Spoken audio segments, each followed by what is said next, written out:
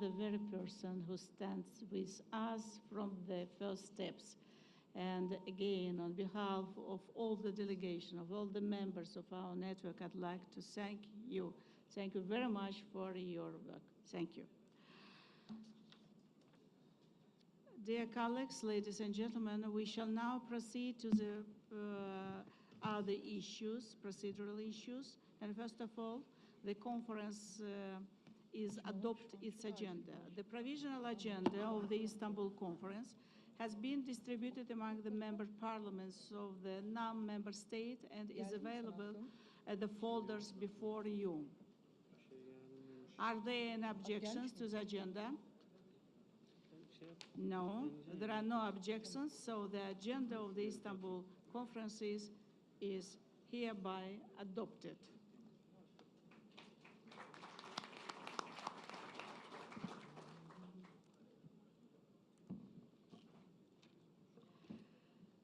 Dear participants, we now move on to the next item on our agenda entitled Adoption of the Outcome Documents.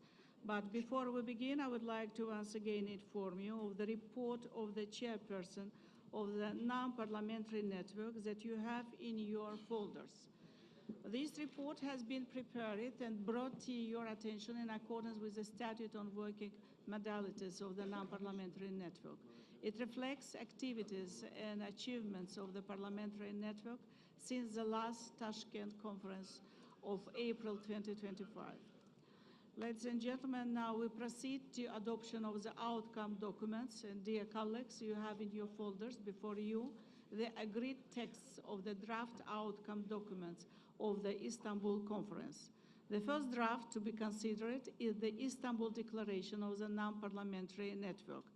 Several rounds of consultations were conducted among our member parliaments. The comments and proposals received from esteemed delegations were incorporated into the draft. We have not received any objections to the final draft of the declaration until the establishment deadline. And I would like to take this opportunity and thank all delegations for their active and constructive participations in its elaboration. As the draft has been agreed by our delegations, I hereby formally declare the Istanbul Declaration adopted.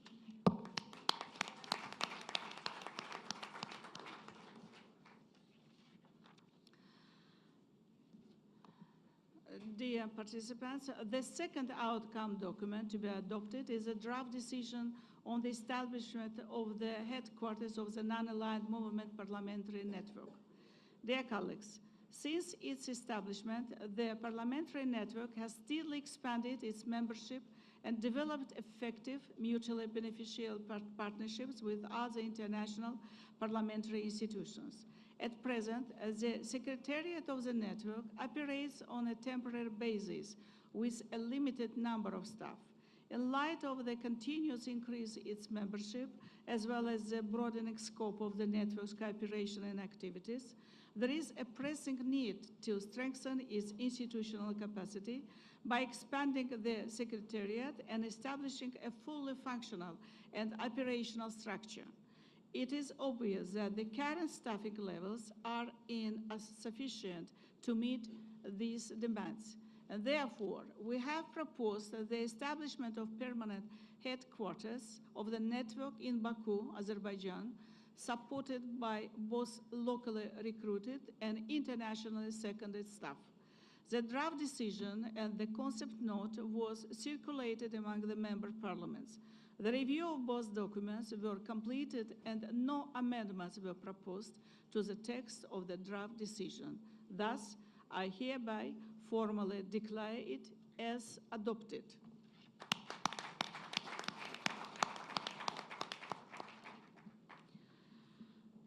Ladies and gentlemen, I would like to thank and congratulate all of us with this very important decision. The network will better fulfill its mission of promoting cooperation and understanding between us and more effectively address the needs arising from its growing membership and expanding activities. Dear colleagues, you have also in your folders the draft decision on granting observer status to the international organization as a non-aligned movement parliamentary network. It is of particular pleasure to observe that there is a growing interest of international organizations in building institutional partnership with the non-parliamentary network. Since the Tashkent conference, we have received an application from the Arab Parliament for accession to the network in observer status. Granting observer status to the aforementioned, Arab Parliament organization, will undoubtedly contribute to the development of interparliamentary cooperation and dialogue. The draft decision was submitted to the member parliaments for consideration, including any comments and proposals. No negative feedback regarding the decision was received by the established deadline. Accordingly, I hereby formally declare the decision adopted.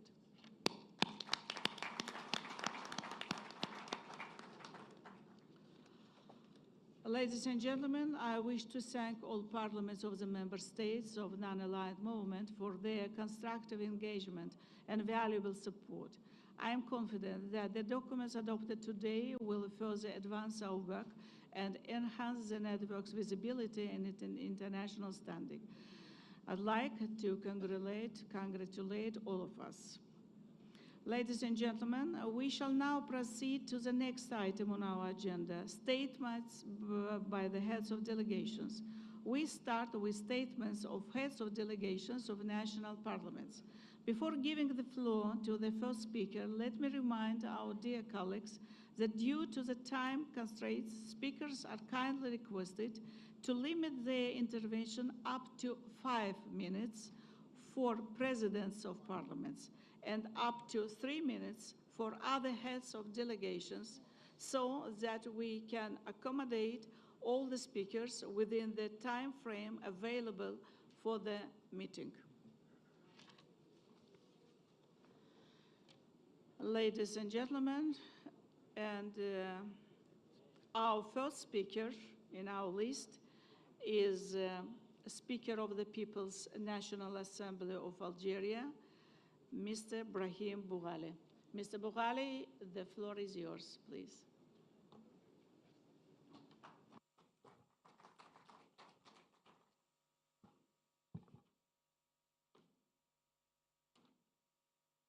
السيدة رئيسة مجلس النواب الجمهورية أذربيجان ورئيس الشبكة البرلمانية لحقة عدم الحجاز، السيدة رئيس الاتحاد البرلماني الدولي، السيد الأمين العام للاتحاد البرلماني الدولي، أصحاب المعالي والسعادة، رؤساء البرلمانات الوطنية والإقليمية، السيدات والسادة رؤساء الوفود، الحضور الكريم، يشرفني ويسعدني أن أشارككم أشغال الطبعة الخامسة لاجتماع الشبكة البرلمانية لحقة عدم الانحياز المنعقد على هامش الجمعية العامة 152 للاتحاد البرلماني الدولي بمدينة اسطنبول المضيافة، والذي يلتئم حول قضايا راهنة تمس حاضر ومستقبل الشعوب.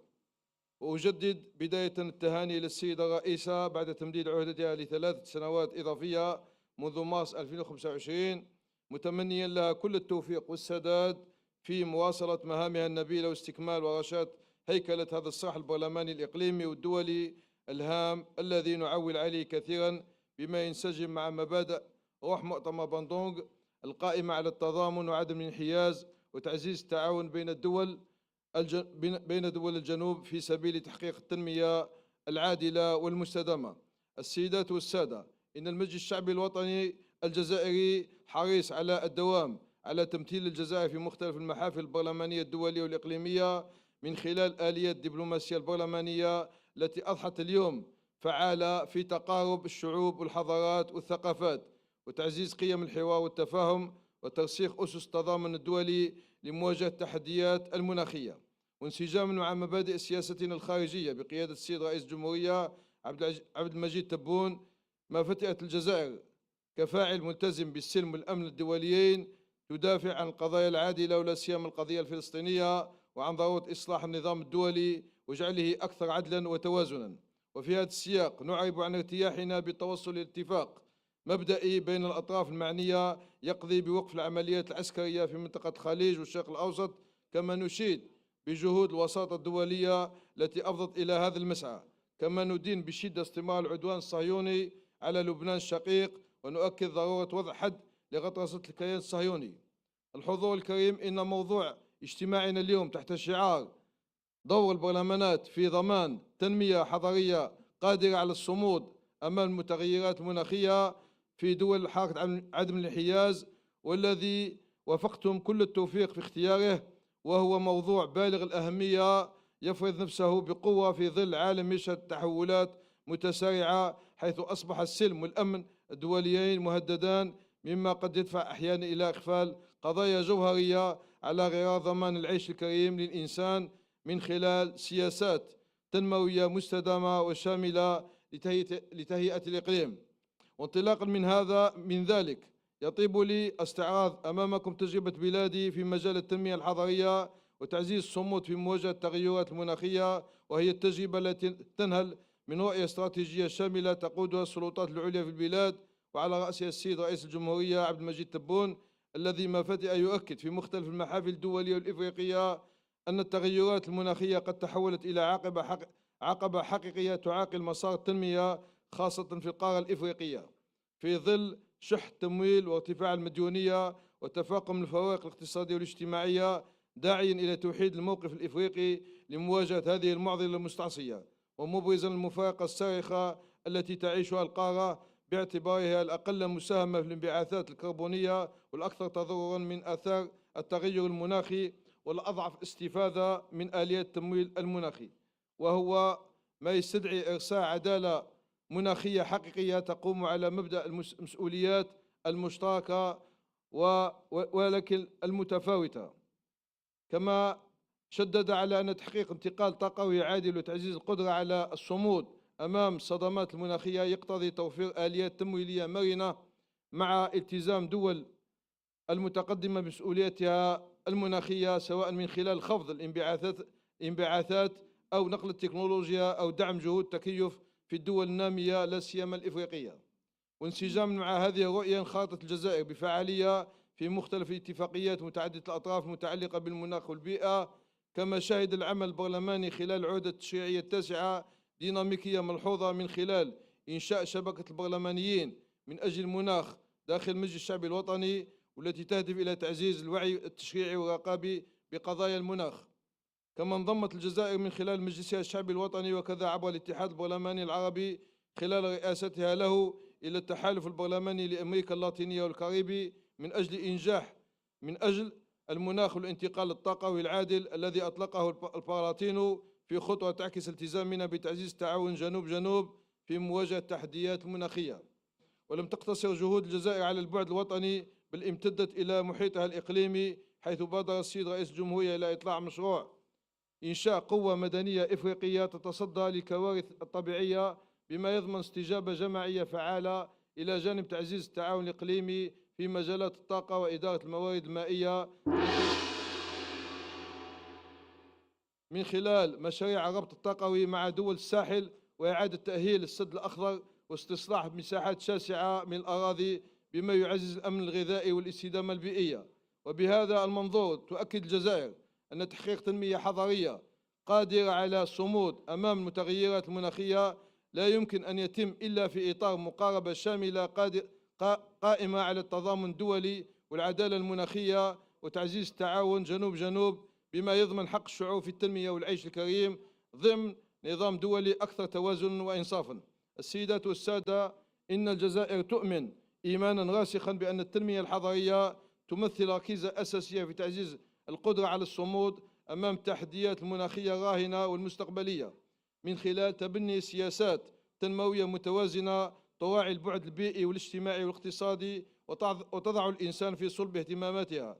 كما أن التمسك بمبادئ مؤتمر بندوق القائمة على احترام سيادة الدول وعدم التدخل في شؤونها الداخلية وحقها في تقرير مصيرها واستغلال مواردها الطبيعية والتضامن بين شعوب الجنوب يظل حجر الزاوية في بناء مقاربة جماعية قادرة على مواجهة التحديات المناخية، دون المساس بحقوق الشعوب في اختيار نماذجها التنموية بما يتماشى مع خصوصياتها الوطنية. وعليه فإن تحقيق تنمية حضارية قادرة على الصمود يمر حتما عبر إرساء نظام دولي أكثر عدلا وإنصافا يضمن تكافؤ الفرص في الولوج إلى التمويل والتكنولوجيا، ويعترف بالمسؤوليات التاريخية للدول المتقدمة بما يمكن الدول النامية من حماية سيادتها التنموية وترجمة تطلعات شعوبها إلى واقع ملموس. في الختام أجدد شكري وتقديري لكم جميعا، متمنيا لأشغالنا التوفيق والنجاح، وأن تكلل مناولاتنا بتوصيات عملية تسهم في تعزيز دور البرلمانات في بناء مستقبل أكثر استدامة وعدلا لشعوبنا. كما أتمنى للسيدة غاروفا بلوغ مراميها النبيلة على رأس هذه المنظمة البرلمانية الهامة. شكرا على كرم الإصغاء، والسلام عليكم ورحمة الله تعالى وبركاته.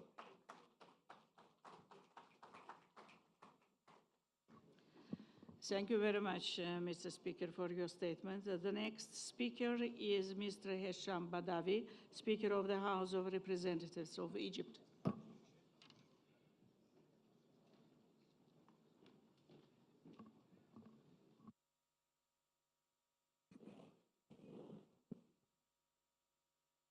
بسم الله الرحمن الرحيم. معالي السيدة صحيبة جافاروفا، رئيسة الشبكة البرلمانية لحركة عدم الانحياز، رئيسة المجلس الوطني بجمهورية أذربيجان، أصحاب المعالي والسعادة رؤساء البرلمانات ورؤساء الوفود البرلمانية، السيدات والسادة الحضور، إنه لمن عظيم الاعتزاز ودواعي السرور أن أكون متواجدا بينكم في هذا المحفل البرلماني العريق الذي يعد إنشاؤه تجسيدا لإرادة برلمانية صادقة حقيقية تعزز آفاق التعاون بين دول حركة عدم الانحياز في ظل تلك الظروف بالغة الدقة والتحديات الدولية المؤثرة. وفي مستهل تلك الكلمة أود أن أتقدم بجزيل الشكر لرئيس وأعضاء برلمان جمهورية أذربيجان على الجهد المستمر والحثيث والحرص المتواصل على استمرار انعقاد اجتماعاتنا ومؤتمرنا هذا. السيدات والسادة الحضور الكريم، إن ظاهرة تغير المناخ باتت بلا ريب تحدياً استثنائياً كبيراً يهدد الأمن العالمي بمفهومه الشامل، إذ إننا اليوم لا نتحدث عن ظاهرة بيئية فحسب، بل أزمة تؤثر سلباً على التوازن الاقتصادي والجيوسياسي، إذ أن آثارها لم تعد مقتصرة على الجانب البيئي، إنما امتدت للخدمات الأساسية والبنية التحتية، وفرضت واقعاً جديداً على نمط الحياة في المجتمعات العمرانية والمدن في ظل توسع حضاري متزايد وزحف عمراني غير منضبط ونمو سكاني يشهده العالم أجمع، مما كان له بالغ الأثر في استنزاف الرقع والمسطحات الخضراء والموارد الحيوية، الأمر الذي يفرض علينا جميعاً اتباع معادلات وسياسات جديدة تنتقل بهذا الزحف والتوسع من مصدر للتهديد والأزمات إلى محل توازن بين سبل التنمية ومساراتها المستدامة والمحافظة على نظم الحياة الحيوية. ومن هذا المنطلق وتلك المعادلة الدقيقة التي لا تعد لنا مسؤول عنها مسؤولية كاملة، ولن تكون الأجيال القادمة جزءاً منها، بل هي المتأثر الأكبر بنتائجها، فإنه يلزم تحديد إطار استراتيجي صلب يرتكن إلى التحول نحو الطاقة المتجددة ونقل التكنولوجيا وتقنيات البناء المستدام وتوطينها، ويقتضي ذلك التأكيد على مسؤولية المجتمع الدولي والدول الكبرى صناعياً في تحقيق العدالة المناخية عن طريق وضع آليات تمويل الاستثمارات الخضراء ودعم مشروعات البنية التحتية المقاومة للمناخ لضمان صمود مجتمعاتنا أمام تداعيات تلك الأزمة وتأثيراتها. الحضور الكريم، إن الدولة المصرية لا طالما اعتبرت ظاهرة التغير المناخ تحدياً وتهديداً وجودياً يهدد المجتمعات كافة واستحقاقاً إنسانياً وأخلاقياً قبل أن يكون هدفاً تنموياً، ويلزم له تحركاً دولياً جاداً يقوم على أسس من المشاركة والعدالة. وفي هذا الإطار فقد ارتكزت الرؤية المصرية على لزوم تفعيل العمل الدولي متعدد الأطراف من تعزيز الشراكات وتحمل الأعباء والمسؤوليات وتوحيد الرؤى والسياسات التشريعية الدولية ووضعها في إجراءات ملزمة فاعلة لتعزيز قدر دولنا على مواجهة تلك الآثار المتفاقمة واحترام حقها في التنمية. واتساقا مع تلك الرؤية والجهود الوطنية المصرية، فإن مجلس النواب المصري يقوم بأدوار فعالة لمواجهة ظاهرة تغير المناخ وتداعياتها، وعلى رأسها تعزيز التوسع الحضري القائم على الصمود والعمل على دعم وتطوير بنية تشريعية متكاملة توفر مناخا مناسبا ومواتيا للاستثمار في مجال الطاقة الجديدة والمتجددة. السيدات والسادة الحضور، ختاما فإن تحويل تلك الرؤى إلى واقع ملموس أصبح ضرورة حتمية ومسؤولية سياسية وأخلاقية تفرضها تحديات الواقع والتزامات المستقبل تجاه الأجيال القادمة، وعلى مجالسنا البرلمانية دورا أساسي في تحقيقها بسن تشريعات ملائمة لتحقيق العدالة المناخية ومتابعة تنفيذ السياسات الداعمة لذلك للدفاع عن حق شعوبنا وأجيالنا القادمة في الحياة العادلة الآمنة والسير نحو مستقبل ملامحهم التنمية المستدامة وهدفه ازدهار الإنسانية كلها. شكرا لحضراتكم على حسن المتابعة وأتمنى التوفيق لأعمال مؤتمرنا، والسلام عليكم ورحمة الله وبركاته.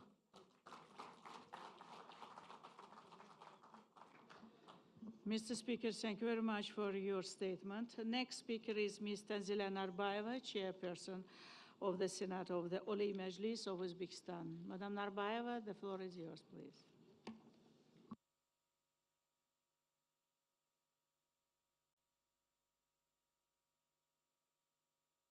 Уважаемая госпожа председатель, уважаемые коллеги, уважаемый генеральный секретарь Межпарламентского союза, позвольте выразить благодарность парламенту Азербайджана за успешное председательство движения неприсоединения и организацию этой важной встречи, а также Великому национальному собранию Турции за искреннее гостеприимство.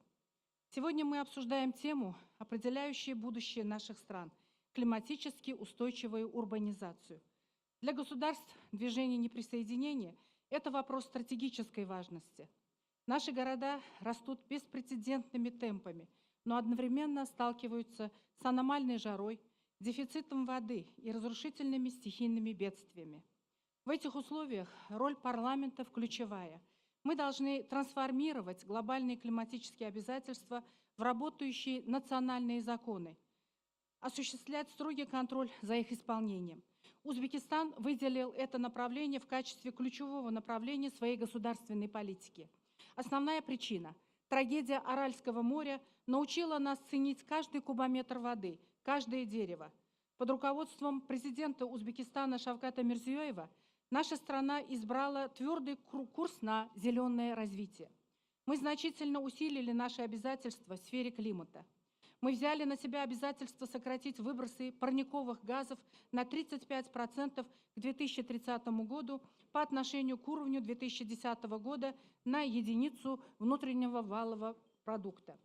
В нашей стране планируется довести долю возобновляемых источников энергии к 2030 году до 54%, то есть на 25 гигаватт. Для достижения этих целей совершенствуется правовая база. По инициативе главы нашего государства в рамках общенационального проекта «Зеленый пояс» ежегодно высаживается 200 миллионов деревьев и кустарников, а вокруг городов создаются зеленые пояса. На высохшем дне Аральского моря на площади 2 миллионов гектаров созданы лесные насаждения, и территория экологической катастрофы постепенно превращается в зону восстановления. Уважаемые коллеги, Узбекистан готовится принять председательство в движении неприсоединения в 2027-2029 годах. Мы рассматриваем эту ответственную миссию как возможность объединить усилия перед лицом глобальных вызовов. В этой связи предлагаем развивать межпарламентское сотрудничество по следующим направлениям. Во-первых, разработать модельный закон по устойчивой урбанизации для государств движения неприсоединения, включающий лучшие практики в области энергоэффективности и адаптации инфраструктуры к изменению климата. Во-вторых, повысить роль парламента в финансировании зеленых технологий и усилить механизм их поддержки. В-третьих, считаем целесообразным создать постоянную парламентскую платформу по вопросам устойчивой урбанизации. Дорогие друзья, урбанизация – это создание среды, в которой будут жить в будущем наши дети. От законов, которые мы примем сегодня, зависит, будут ли наши города безопасными, зелеными и процветающими завтра. Узбекистан открыт к тесному сотрудничеству со всеми государствами движения неприсоединения.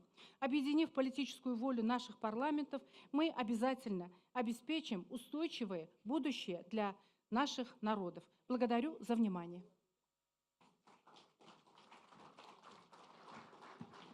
Спасибо большое, Тазиля Камаловна. Thank you very much, Madam Speaker, for your statement. The next speaker is Mr. Samir Ghaffar Suleiman, Speaker of the National Assembly of Malawi. Mr. Speaker, the floor is yours.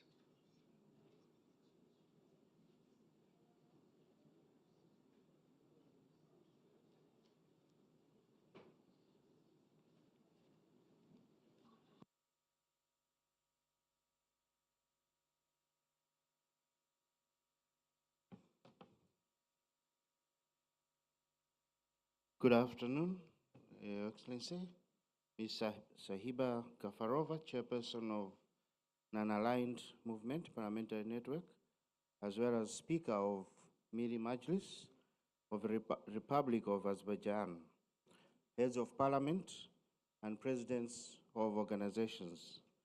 Dear colleagues, climate change is one of the most pressing challenges of our time.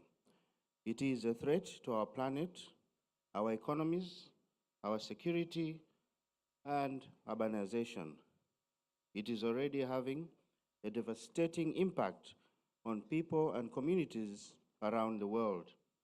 Parliaments are central to shaping how countries respond to climate change and urban growth, especially in the NAM area. They hold the power to legislate, oversee, and allocate resources that determine whether cities become resilient or remain vulnerable. Parliaments pass laws and allocate funds for programs which support or integrate food-resistant housing and renewable energy. They ensure that land use policies protect wetlands, forests, and other natural buffers around cities. Parliaments also hold ministries and local governments accountable for implementing climate-resilient policies and demand regular reporting on urban climate risks and adaptation measures. In the last 2 decades, Malawi has experienced a variety of climate hazards, the most serious being dry spells, seasonal droughts, intense rainfall, cyclones, and flash floods. These events have long been a constant occurrence across Malawi's landscape and increased in frequency, intensity, and magnitude, adversely impacting on food and water security, water quality, energy, and sustainable livelihoods of rural communities. In alignment with global efforts to combat climate change, the Parliament of Malawi has demonstrated a commitment to supporting climate action in promoting climate-resilient urbanization through legislative, budgetary, and oversight measures as follows. 1. The Parliament of Malawi has over the years approved budgets specifically for climate resilience, including funds to urban councils for infrastructure that can withstand floods, storms, and other climate shocks. By channeling funds directly to city councils, Parliament empowers local governments to implement climate-resilient projects tailored to their urban challenges. 2. In extension, the Parliament of Malawi passed the Local Government Act, which requires councils to prepare development plans that integrate environmental and climate considerations into urban growth. The Parliament, through the parliamentary committees on local authorities and rural development and natural resources, also scrutinizes the work of the Minister of Local Government, Ministry of Lands, and Ministry of Energy to ensure that climate resilience is embedded in urban planning and service delivery. The committees conduct inquiries, hearings, and reviews to monitor progress, identify gaps, and hold government accountable for achieving climate targets. 4, the Parliament has also supported collaboration with international partners such as Cities Alliance and UN Habitat on projects that strengthen informal settlements, improve drainage system, and promote inclusive urban planning. 5, the Parliament of Malawi also passed the Climate Change Act, which provides a comprehensive framework for mitigating and adapting to climate change impacts, aligning national policies with the objectives of the Paris Agreement and other relevant accords. The Act mandates the integration of climate considerations into sectoral policies, fostering a holistic approach to climate action. 6, in 2016, the Parliament of Malawi supported a national climate change management policy, which aims to reduce greenhouse gas emissions, increase resilience to climate change, and promote sustainable development. However, despite the efforts by the Parliament of Malawi, financial resources remain a challenge compared to the scale of climate risks in our country. This gap underscores the urgent need for innovative funding mechanisms, stronger partnerships with development agencies, and enhanced accountability to ensure that Malawi's urbanization process is both sustainable and climate resilient. Another challenge relates to the expansion of unplanned settlements in Malawi, which increases vulnerability to floods and heat stress. In conclusion, climate change is a global problem that requires global solution. Therefore, as parliamentarians, we need to promote partnerships between governments, businesses, civil society, and academia. Such multi-stakeholder collaboration is vital for mobilizing resources and sharing knowledge on climate change management. Parliaments should also aim at supporting policies which promote investment in innovation to develop new technologies that will help us build climate-resilient cities. Thank you for your attention.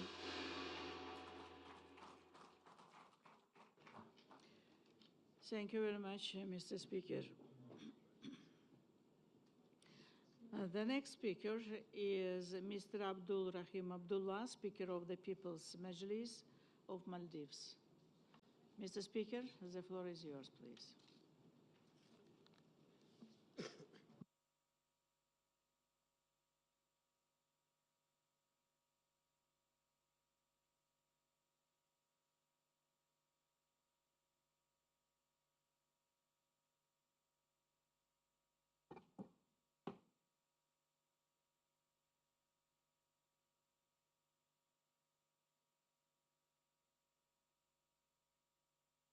بسم الله الرحمن الرحيم الحمد لله رب العالمين والصلاة والسلام على أشرف الأنبياء والمرسلين وعلى آله وصحبه أجمعين. Honorable Speaker of the Honorable Sahiba Gafarova, Speaker of the Milli Majlis and the Chair of NAM Parliamentary Network, Honorable Secretary General of the IPU, Honorable Members of Parliaments, ladies and gentlemen, Assalamu alaikum. I am honored to participate in the 5th conference of the NAM Parliamentary Network. The theme of today's conference, the role of parliaments in ensuring climate resilient urbanization in the NAM area, is timely and requires urgent action. As a small island developing states, taking action against climate change is both important and urgent because of the threat it poses to our lives and livelihoods. The Maldives is at extreme risk of climate change impacts, such as erosion and flooding. We are threatened by sea level rise. These challenges require us to place climate resilience at the heart of our national development and urban planning efforts. Excellencies, parliaments can play a vital role in strengthening legal and political frameworks related to environmental protection, climate change adaptation, and disaster risk reduction, as well as sustainable land use. Through our legislative power, we can encourage increased prioritization of climate issues in national development strategies. In addition, parliaments can also monitor the work of the government through parliamentary committees, budget scrutiny, and policy review mechanism. In this way, we can help raise awareness in key areas such as housing, transportation, water and storage, as well as energy and water and waste management. This oversight role ensures that public expenditures are sustainable investments leading to long-term positive social, environmental, and economic outcomes. This is why the People's Majlis has a dedicated committee on environment and climate change to provide a formal structure for reviewing relevant laws and policies, and to keep climate change and the environment high on our agenda as well. Excellency, legislatures can also play an important role in supporting efforts to secure international climate financing, introducing innovative ways to access financial resources, and fostering a climate of public-private collaboration. Through their responsibility for legislation, budgeting, and monitoring and oversight of government performance, we can help create an enabling environment for investments in environmentally friendly infrastructure, renewable energy, and sustainable urban services. Excellencies, while our focus today is on climate resilient urbanization, the Maldives remains equally concerned about the regional conflicts that affect peace and stability. The Maldives remains deeply concerned by the escalating tensions in the Middle East and the region. We note with grave concern the military actions undertaken by the United States and Israel targeting Iran, and strongly condemn the subsequent attacks launched by Iran against several Gulf nations. We are also deeply concerned about the ongoing violence and suffering of the Palestinian people. Conflicts like this risk serious humanitarian and economic consequences for the region. The Maldives urges all parties to exercise restraint and calls on the international community to work for an immediate ceasefire and peaceful resolution. In closing, let me convey this message from the Maldives, a country on the front line of the climate change. Let us continue to work together as parliaments to advance climate resilient urbanization and secure a sustainable, resilient future for our people. I thank you.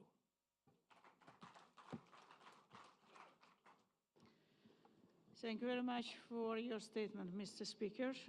The next speaker is Mr. Sidi Mohammed Ould Rashid, Speaker of the House of Councillors of the Parliament of Morocco. Mr. Speaker, please, the floor is yours.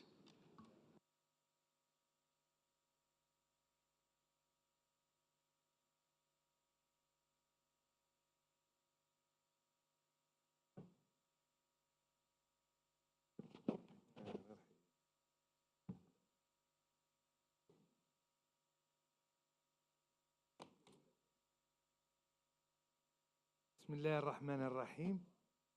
السيدة الرئيسة، أصحاب المعالي والسعادة، رؤساء البرلمانات والرؤساء وأعضاء الوفود، سرني في البداية أني أتوجه بجزيل الشكر إلى رئيس الشبكة البرلمانية لحركة عدم الانحياز معالي السيدة الصاحبة غافورة على تنظيم هذا اللقاء الهام الذي يتيح لنا الفرصة لمواصلة تعزيز الحوار البرلماني وتبادل الرؤى حول التحديات المشتركة التي تواجه بلداننا.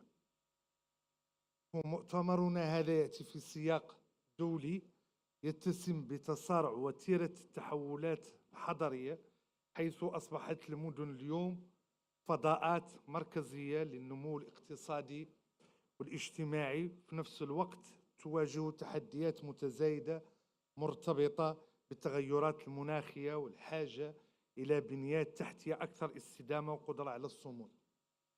لذلك فإن التحدي المطروح أمام بلداننا لا يقتصر على توسيع الحواضر أو تحديث البنيات التحتية، وإنما يشمل قبل ذلك بناء مدن أكثر صمودا وأعدل في توزيع الحماية بما يضمن حق السكان في الأمن البيئي والاستقرار والكرامة المجالية. السيدات والسادة، لقد اختارت المملكة المغربية أن تجعل من التنمية المستدامة والانتقال البيئي أحد المرتكزات الاستراتيجية لسياستها العمومية، وذلك في إطار رؤية إصلاحية شاملة يقودها صاحب الجلالة الملك محمد السادس نصره الله، تقوم على تحقيق التوازن بين متطلبات التنمية الاقتصادية والاجتماعية وحماية البيئة وضمان استمادة الموارد الطبيعية.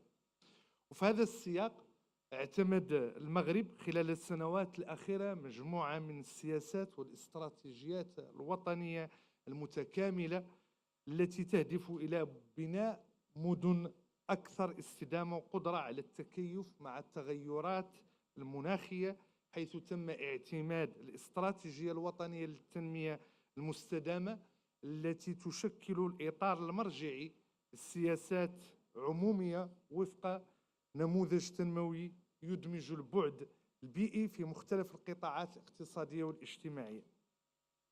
كما عمل المغرب على تعزيز التخطيط الحضري المندمج عبر اعتماد مقاربات جديدة في تدبير المجال الحضري وإطلاق برامج طموحة لتأهيل المدن الكبرى والمتوسطة، وتعزيز الانتقال الطاقي والاعتماد المتزايد على الطاقات المتجددة، حيث أطلق المغرب مشاريع رائدة على المستوى الدولي تهدف إلى رفع حصة الطاقات المتجددة في المزيج الطاقي الوطني بما يساهم في تقليص الانبعاثات الكربونية ودعم التحول نحو اقتصاد أخضر منخفض الكربون.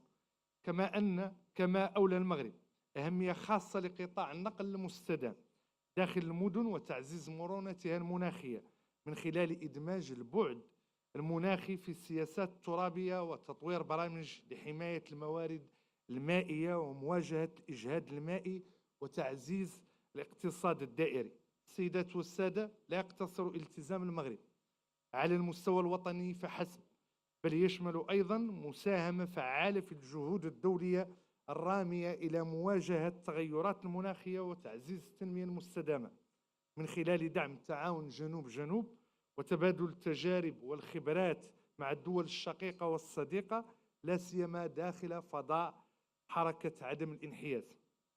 سيدات السادة، إن التحديات المرتبطة بالتحضر والتغيرات المناخية تفرض علينا تعزيز التعاون والتضامن بين دولنا وتبادل التجارب الناجحة في مجال التخطيط الحضري المستدام، بما يتيح لمدننا أن تصبح فضاءات للتنمية الشاملة والعيش الكريم. وفي هذا السياق تشكل شبكتنا منصة هامة لتعزيز الحوار وتنسيق الجهود البرلمانية بما يساهم في بلورة مقاربات مشتركة قادرة على الاستجابة للتحديات المناخية والحضرية التي تواجهها بلداننا.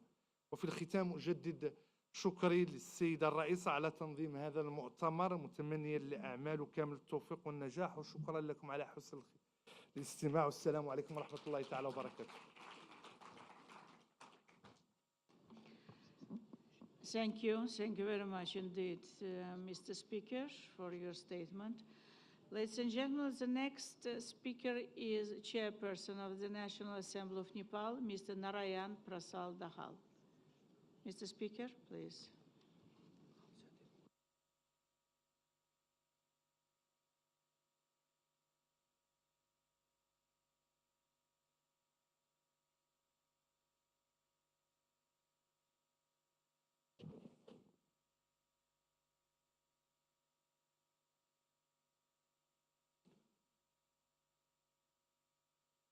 महामहिमज्यू, हार्दिक अभिवादन। असंलग्न आन्दोलन संसदीय सञ्जालको 5औं सम्मेलनलाई सम्बोधन गर्ने अवसर प्राप्त गर्नु मेरो लागि अत्यन्त सम्मान र गर्वको विषय हो। विश्वव्यापी रूपमा तीव्र गतिमा बढ्दो शहरीकरणसँगै विपद तथा जलवायुजन्य जोखिमका दृष्टिले सहरहरू अत्यन्त संवेदनशील बन्दै गएका छन्। विश्वको ठूलो हिस्सा समेट्ने असंलग्न आन्दोलनमा जोडिएका क्षेत्र पनि तीव्र शहरीकरणतर्फ उन्मुख छन्। दक्षिण पूर्वी एसियामा विस्तारोन्मुख तटीय सहरहरूदेखि एन्डिजका उच्च पर्वतीय बस्तीहरूका साथै तीव्र रूपमा विकास गर्दै अघि बढेका अफ्रिकाका राजधानी सहरहरू जलवायु परिवर्तनजन्य असरहरूबाट बढी पीडित छन्। आधारभूत पूर्वाधारको कमी भएका अव्यवस्थित बस्तीहरूमा जनसङ्ख्या वृद्धि तीव्र हुनु आजका सहरहरूको जनसाङ्ख्यिक यथार्थता हो। यी कमजोर पूर्वाधार युक्त बस्तीहरू समकालीन समस्याहरूसँग जुझ्न तथा जलवायु परिवर्तनसँग चुनौतीहरूको सामना गर्न पूर्ण रूपमा सक्षम र तयार भइसकेका छैनन्। परिणामतः हाम्रा सहरहरू आर्थिक अवसरका केन्द्रको रूपमा मात्र विकसित नभई जोखिमका केन्द्रबिन्दुको रूपमा पनि परिणत हुँदैछन्। यी सहरहरूमा तापक्रम निरन्तर बढिरहेको छ, समुद्र सतह बढेको छ र जलस्रोतको अभाव तथा विनाशकारी बाढी लगायतका उच्च जोखिमहरू पनि बढ्दो क्रममा छन्। दक्षिण एसिया, खास गरी नेपाल जलवायु परिवर्तनमा का गम्भीर असरहरूबाट अत्यधिक प्रभावित क्षेत्र हो। हिमालय क्षेत्रमा अवस्थित नेपालले एक विशिष्ट र संवेदनशील शहरी यथार्थको प्रतिनिधित्व गर्दछ। हाम्रा नाजुक हिमाली वातावरणीय र मौसम प्रणाली जलवायु परिवर्तनको असरको प्रत्यक्ष मारमा परेको छ, जसका कारण विनाशकारी बाढी, पहिरो तथा कृषि क्षेत्रमा समेत गम्भीर अवरोध उत्पन्न भएका छन्। सम्पदाहरूको सहर नेपालको राजधानी काठमाडौँले पनि अव्यवस्थित शहरीकरण, वायु प्रदूषण, घट्दो भूमिगत पानीको सतह तथा चरम मौसमी घटनाहरूबाट सिर्जित जोखिमको सामना गरिरहेको छ। तसर्थ नेपालको सन्दर्भमा जलवायु अनुकूलनशील शहरीकरण वैकल्पिक नीति मात्र होइन, राष्ट्रिय अस्तित्व, आर्थिक स्थायित्व तथा हाम्रो सांस्कृतिक सम्पदाको संरक्षणसँग सम्बन्धित अनिवार्य आवश्यकता हो। हामी जलवायु परिवर्तनको प्रभाव अब टाढाको पूर्वानुमान मात्र नभई वर्तमान समयमा प्रत्यक्ष रूपमा अनुभूत हुने सङ्कट बनिसकेको अवस्थामा छौँ। यस अवस्थाले हाम्रा संसदहरूको भूमिका के हुने भन्ने महत्त्वपूर्ण प्रश्न हाम्रो बीचमा खडा भएको छ। हाम्रो भूमिका विधायिकी, निगरानीकर्ता र जनप्रतिनिधि गरी त्रिआयामिक छ भन्ने मेरो दृष्टिकोण रहेको छ। विधायिकाको हैसियतमा हामीले हरित ऊर्जा प्रवर्धन, जलवायु अनुकूलनशील, क्षमता अभिवृद्धि तथा वातावरणीय मुद्दाहरूमा अन्तर्राष्ट्रिय सहकार्य सुदृढ गर्ने कानुनी संरचना निर्माणमा अग्रसर हुनुपर्दछ। प्रभावकारी कार्यान्वयन बिना विधायिका निर्मित कानुनको कुनै अर्थ हुँदैन। त्यसैले निगरानीकर्ताको भूमिकाको प्रभावकारी उपयोग मार्फत संसदले कार्यपालिकालाई जवाफदेही बनाउनुपर्छ, ताकि राष्ट्रिय जलवायु अनुकूलका योजनाहरू सहर केन्द्रित ठोस कार्यक्रमहरूमा परिणत हुन सकुन्। संसदीय समितिहरूले सार्वजनिक सुनवाई गर्ने, पूर्वाधार परियोजनाहरूको जलवायु प्रभावको मूल्याङ्कन गर्ने तथा अनुकूलनशील क्षमता अभिवृद्धिका लागि विनियोजित सार्वजनिक कोषको पारदर्शिता सुनिश्चित गर्ने भूमिका प्रभावकारी बनाउनु पर्दछ। विशेष गरी सबैभन्दा जोखिममा रहेका समुदायहरूको आवाजलाई सशक्त बनाउँदै विकास कार्यका अनुकूलनशीलता अभिवृद्धिका प्रयासहरूलाई समावेशी तथा न्यायोचित बनाउन हाम्रो प्रमुख दायित्व हो। असंलग्न आन्दोलनसँग जोडिएका क्षेत्रका विविध भौगोलिक तथा सामाजिक आवश्यकताहरूलाई हामीले प्राथमिकताका साथ सम्बोधन गर्नुपर्दछ। नेपालमा यी सिद्धान्तहरूलाई व्यवहारमा उतार्ने दिशामा निरन्तर प्रयासरत छौँ। हाम्रो संसदको अनुकूलन, न्यूनीकरण तथा सुदृढ अन्तर्राष्ट्रिय सहयोग र सहकार्यको पैरवी गर्ने कार्यलाई प्राथमिकता दिँदै यस्ता नीतिहरू अगाडि बढाइरहेको छ।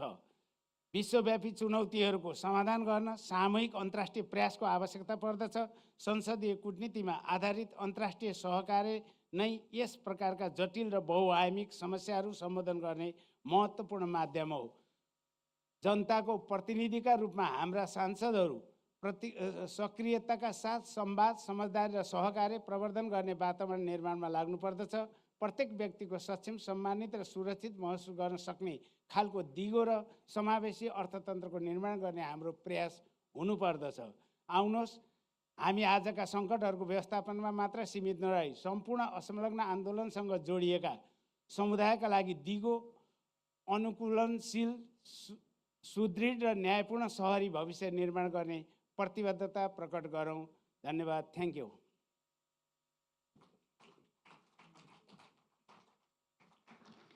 Mr. Chairperson, thank you very much for your statement. And next speaker is Mr. Borit Och, First Vice President of the Senate of the Kingdom of Cambodia.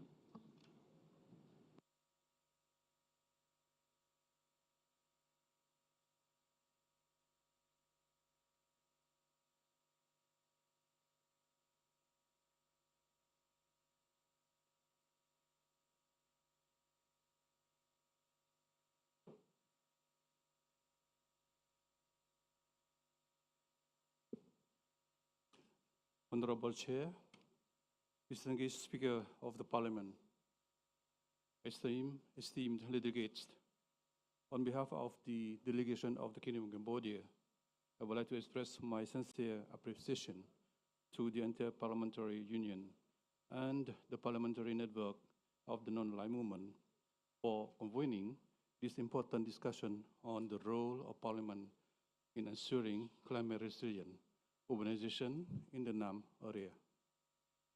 Across many countries of the non-aligned movement, rapid urbanization is reshaping our economic and social landscape. Cities have become an engine of development, innovation, and opportunity. However, this transformation also presents pressing challenges, including environment degradation, climate vulnerability, and growing pressure on urban infrastructure and natural resources. In this context, Parliament plays a crucial role. First, Parliament are responsible for establishing strong legislative framework that promote sustainable urban planning, environmentally responsible and management, and the development of a green infrastructure. Through effective legislation, we can ensure that urban expansion is both inclusive and environmentally sustainable. Second, Parliament exercise oversight to ensure that national development strategy integrate environmental resilience into urban policy. By monitoring the implementation of the government program, we help ensure that commitment to sustainability translate into practical action that benefit our citizens. Third, parliamentary diplomacy is essential. Countries within the non-aligned movement face many shared challenges, from climate change to rapid urban population growth. Through cooperation, dialogue, and exchange of best practices, our Parliament can contribute to stronger and more resilient urban futures. For Cambodia, sustainable urban development and environmental protection are key national priorities. Under the leadership of the Royal Government of Cambodia, we have introduced the circular strategy on environment for sustainable development, which promote the principle of clean, green, and sustainable development. This strategy emphasizes responsible resource management, environmental protection, and the transition toward a greener economy. At the same time, Cambodia is advancing initiatives to promote smart and environmental resilient cities, particularly in rapidly growing urban centers such as Phnom Penh. This initiative focuses on improving urban planning, strengthening climate resilience, enhancing waste management system, and integrating digital technology to support sustainable city management. The National Assembly and the Senate of the Kingdom of Cambodia, together with other national institutions, play an important role in supporting this effort by strengthening legislative framework, promoting environmental governance, and ensuring accountability in the implementation of sustainable urban policy. Distinguished delegate, achieving environmental resilient urbanization requires long-term vision, strong institution, and active parliamentary engagement. As the representative of our people, we must ensure that urban development not only drive economic growth, but also safeguard our environment for future generations. Cambodia remains committed to working with fellow members of the non-aligned movement and the International Parliament Union to advance sustainable, resilient, and inclusive urban development across our region. Thank you very much.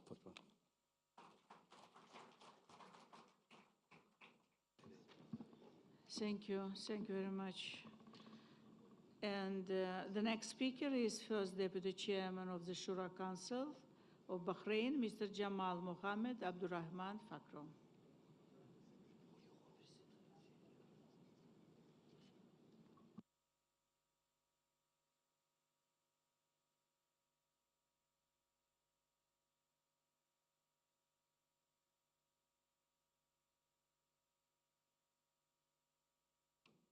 بسم الله الرحمن الرحيم. معالي الفاضلة البروفيسورة صاحبة كفروة، رئيسة الجمعية الوطنية لجمهورية أذربيجان، رئيسة الشبكة البرلمانية لحركة عدم الانحياز، أصحاب المعالي والسعادة، السيدات والسادة، السلام عليكم ورحمة الله وبركاته. يشرفني بنيابة عن الوفد البرلماني لمملكة البحرين أن أشارككم اليوم في هذا الاجتماع المهم حول دور البرلمانات في ضمان التحضير الحضري القادر على الصمود في دول حركة عدم الانحياز. لقد لعبت حركة عدم الانحياز منذ تأسيسها دورا محوريا في دعم مبادئ السلم والتعاون الدوليين وترسيخ قيم العدالة والاحترام المتبادل بين الدول والدفاع عن حق الشعوب في التنمية والاستقلال. وتمثل شبكة برلمانات الحركة إطارا مهما لتعزيز الدبلوماسية البرلمانية وتفعيل دور البرلمانات في دعم الجهود الدولية لتحقيق الأمن والاستقرار والتنمية المستدامة وترسيخ الحوار والتفاهم بين الدول والشعوب. إن مملكة البحرين تؤكد التزامها بهذه المبادئ وتؤمن بأهمية العمل الجماعي والتضامن الدولي بما يسهم في تعزيز الأمن والاستقرار وتحقيق التنمية المستدامة انطلاقا من احترام سيادة الدول وميثاق الأمم المتحدة والقانون الدولي. لقد أصبح تغيير المناخ حقيقة لا يمكن تجاهلها، تحدد مسار التنمية وتهدد استقرار المجتمعات خاصة في الدول النامية والأعضاء في حركة عدم الانحياز، حيث تتعرض المدن لمخاطر متعددة من ارتفاع مستويات البحار إلى الفيضانات والجفاف، ومن نقص الموارد الأساسية إلى الهجمات على البنية التحتية الحيوية. هذه التحديات تجعل من التحضر المقاوم والمستدام ضرورة قصوى لضمان الأمن الاجتماعي والاقتصادي والبيئي لدولنا ولشعوبنا. إن البرلمانات تلعب دورا مركزيا في مواجهة هذه التحديات، فهي ليست مجرد جهة تشريع، بل هي الضامن للحوكمة الرشيدة وراعية لمصلحة المواطنين وموجهة للسياسات الوطنية نحو التنمية المستدامة من خلال سن القوانين والسياسات التي تعزز المرونة الحضرية. يمكن للبرلمانات أن تضمن تخطيطا حضريا مستداما وتحفيز الاستثمارات في البنية التحتية المقاومة للكوارث ودعم الانتقال إلى الطاقة النظيفة والتقنيات الخضراء مع إشراك المجتمع المدني والقطاع الخاص في تحقيق هذه الأهداف. الحضور الكريم، ومن هذا المنطلق لا يمكن تعزيز القدرات الوطنية لمواجهة تغيير المناخ دون تضافر الجهود الإقليمية والدولية.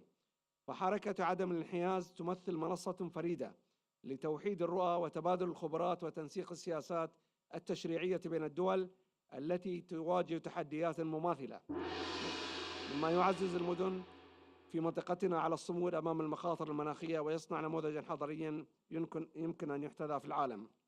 وفي خضم هذه التحديات المتصاعدة تبقى القضايا العادلة معيارا لصدق التزام المجتمعات الدولي بمبادئ، وفي مقدمتها القضية الفلسطينية، حيث تجدد مملكة البحرين موقفها الثابت والداعم للحقوق المشروعة للشعب الفلسطيني، وتؤكد على ضرورة إنهاء الاحتلال والتوصل إلى حل عادل وشامل وفق قرارات الشرعية الدولية، بما يفضي إلى قيام الدولة الفلسطينية المستقلة على حدود عام 1967 وعاصمتها القدس الشرقية، ويضمن الأمن والاستقرار في المنطقة. وفي الإطار ذاته نؤكد أن أمن واستقرار مملكة البحرين ودول مجلس التعاون لدول الخليج العربية خط أحمر لا يقبل المساس، ونرفض بشكل قاطع أي تهديدات أو ممارسات تمس سيادة الدول أو تستهدف أمن شعوبها أو بنيتها التحتية. ونشدد على ضرورة اتخاذ مواقف دولية حازمة لردع هذه الانتهاكات، مع التأكيد في الوقت ذاته على أن الحلول السياسية والحوار المسؤول تظل المسار الأمثل لتسوية النزاعات بما يحفظ أمن المنطقة ويصون مكتسبات التنمية لشعوبها. وختاما نؤكد أن التحضر المقاوم لتغيير المناخ ليس مهمة حكومات فقط، بل هو مسؤولية مشتركة للبرلمانات والشعوب. من خلال التكاتف وتبادل المعرفة والخبرات يمكن لحركة عدم الانحياز أن تكون مثالا رائدا في بناء حضارية مستدامة وتوازن بين التنمية والبيئة، وتضمن رفاهية أجيالنا القادمة. شكرا لإصغائكم، والسلام عليكم ورحمة الله وبركاته.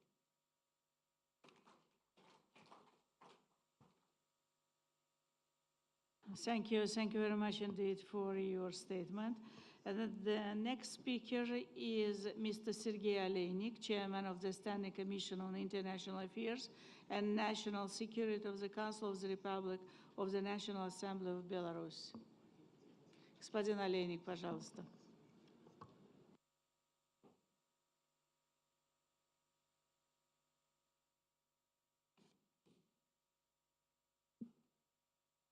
Dear Madam Chairperson, dear colleagues and friends, allow me first of all to express our gratitude to the Republic of Azerbaijan and personally to the Honorable Chairperson Sahiba Gafarova.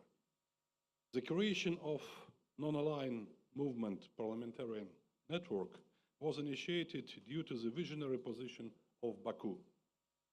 Over the past few years, it has become a highly reputable organization that allows us, parliamentarians, to shape a collective agenda, to coordinate efforts in the area of lawmaking, and protect the interests of our states at a global level in order to ensure their sustainable development. This year, the non-aligned movement marks its 65th years. During this period, we have built a system of interaction, and we are conducting a dialogue on the principles of equality and mutual respect, supremacy of state sovereignty, non-interference in internal affairs, peaceful conflict resolution, principles that should be at the core of the entire world order. Our meeting is taking place at a moment of a profound global turbulence. The consequences of the escalating of conflict in the Middle East have already spread far beyond the region, including direct threats to energy and food security, not only for the countries of the region, but also for many states in Asia, Africa, Latin America, for the whole global South. All this is also aggravated by illegal international sanctions and protectionist measures which Western countries have blatantly abused. The NAM parliamentarian network could not be sidelined. We need to take a united stand against any action aimed at interfering in internal affairs of sovereign states. The parliaments of NAM countries could contribute significantly to advancing the peace agenda, strengthening our movement, and ensuring the sustainable development of each member country. Firstly, through harmonization of national laws in the spheres of common interests, including the one we are discussing today at our meeting. Secondly, through parliamentary diplomacy, the creation of interparliamentarian friendship groups, exchange of delegations, joint hearings on the most pressing issues on the global agenda. Thirdly, through parliamentary oversight of international commitments, including summit decisions and the ministerial meetings of NAM. Parliamentarians have a key role to play in achieving the Sustainable Development Goals by providing a legislative framework and integrating sustainability principles into national policies, including on climate-resilient urbanization. Belarus systematically works on achieving SDG. The country has made significant progress in this area and is ranked 32nd out of 167 countries in the SDG achievement. The Program of Socio-Economic Development of Belarus for the 5 years up to 2030 provides for further measures to ensure a sustainable development of the country in all spheres, including resilient urbanization. We are ready to share national best practices with the colleagues. Our task today is to ensure sustainable development for present and future generations. Let's make this world a better place together. Thank you.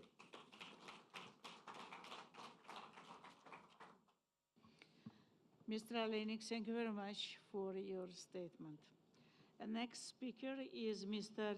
Saeed Shamsuddin Hosseini, Chairman of the Economic Affairs Commission of the Islamic Parliament of Iran.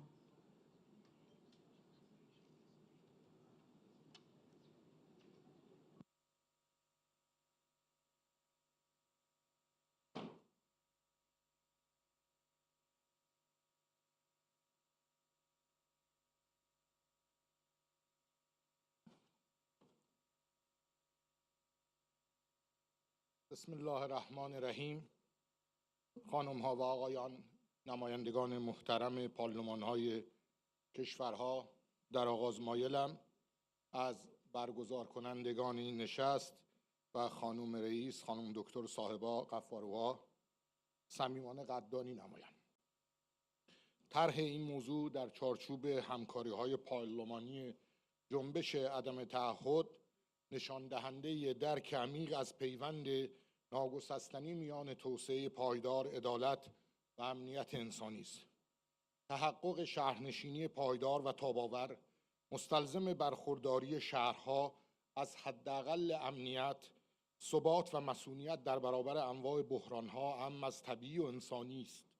با این حال تجربه‌های معاصر به روشنی نشان می‌دهد که این امنیت نه تنها در برابر تغییرات اقلیمی بلکه در برابر جنگ‌ها و جدال‌های نظامی به شدت آسیب‌پذیر است.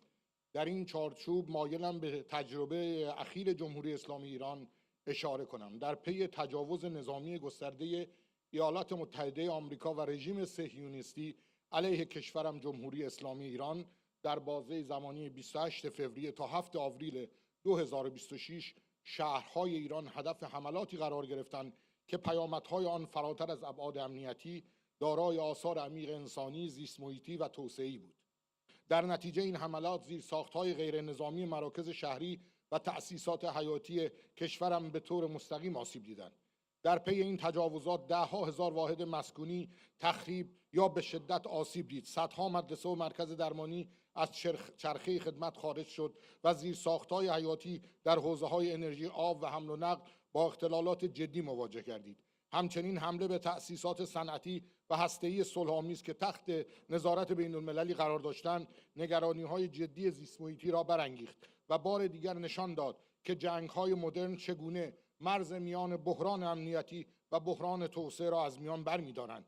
این تجربه به وضوح گواه آن است که بدون صلح پایدار تحقق تاباوری شهری در برابر تغییرات اقلیمی یا با چالش‌های بنیادین مواجه خواهد شد. از این منظر منازعات مسلحانه نه تنها بحران‌های انسانی ایجاد می‌کند، بلکه خود به عنوان یکی از عوامل تشدید کننده بحران‌های اقلیمی و توسعه‌ای عمل می‌نماید. در نتیجه مفهوم عدالت اقلیمی باید در چارچوبی جامع‌تر مورد توجه قرار گیرد، چارچوبی که به پیوند میان آسیب‌پذیری اقلیمی و بی‌ثباتی ناشی از منازعات توجه داشته باشد. در چنین شرایطی نقش پارلمان‌ها به عنوان نهادهای تجلی اراده ملت‌ها نقش کلیدی و تعیین کننده دارد. از دیدگاه جمهوری اسلامی ایران این نقش در 3 محور اساسی قابل تبیین است. نخست، تقویت چارچوب‌های قانونی به منظور حفاظت از زیرساخت‌های حیاتی شهری و ارتقای تاب‌آوری.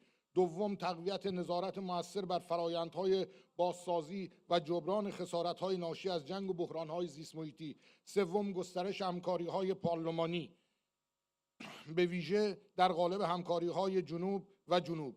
همکاران عزیز، جنگ و مداخلات خارجی مستقیما توان کشورهای در حال توسعه را برای مقابله با چالش‌های اقلیمی و اجرای برنامه‌های شهری تضعیف می‌کند. از این رو ضروری است که کشورهای عضو جنبش عدم تعهد ضمن محکومیت اقدامات مغایر با حقوق بین الملل همچون حمله اخیر و جنگ ظالمانه رژیم صهیونیستی و امریکا علیه ایران تلاش‌های جمعی خود را برای پیشگیری از تکرار چنین رفتارهایی که صلح و امنیت بین المللی را به خاطر میاندازد تقویت و هماهنگ نمایند. خیلی متشکرم.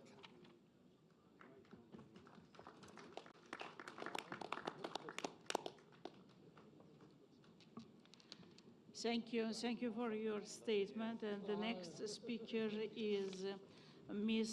Grazia Colmenares, Second Vice President of the National Assembly of Venezuela. Madam Vice President, the floor is yours.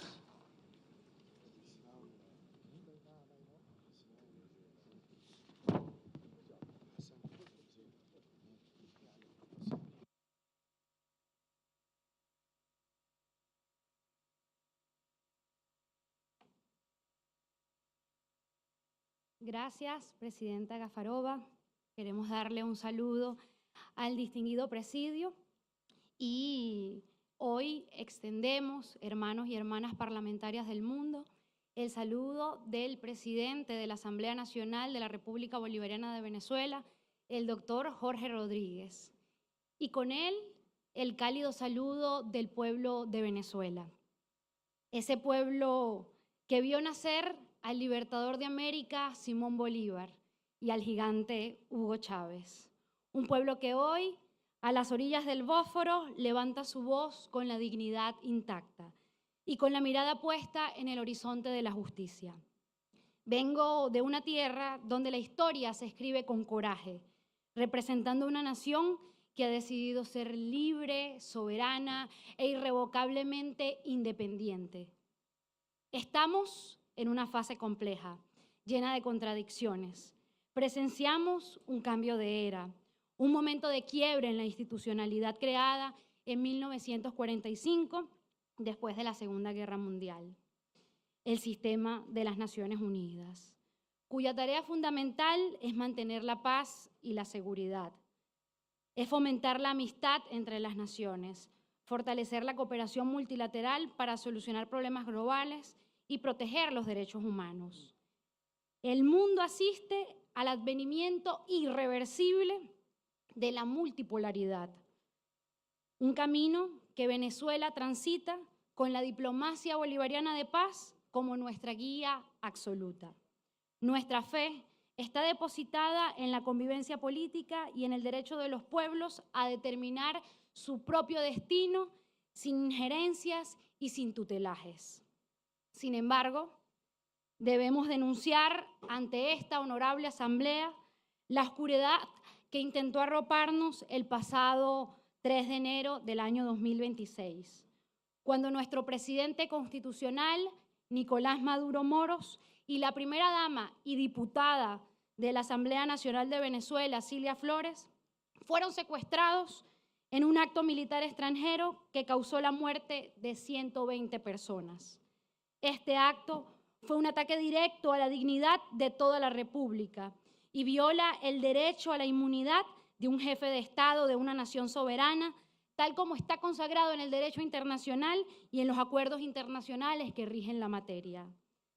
Y a pesar de esta agresión, el Estado venezolano permanece de pie, bajo el liderazgo firme de la presidenta encargada, Delcy Rodríguez, y amparados en la sagrada unión cívico-militar policial, hemos preservado la paz y la continuidad de nuestras instituciones.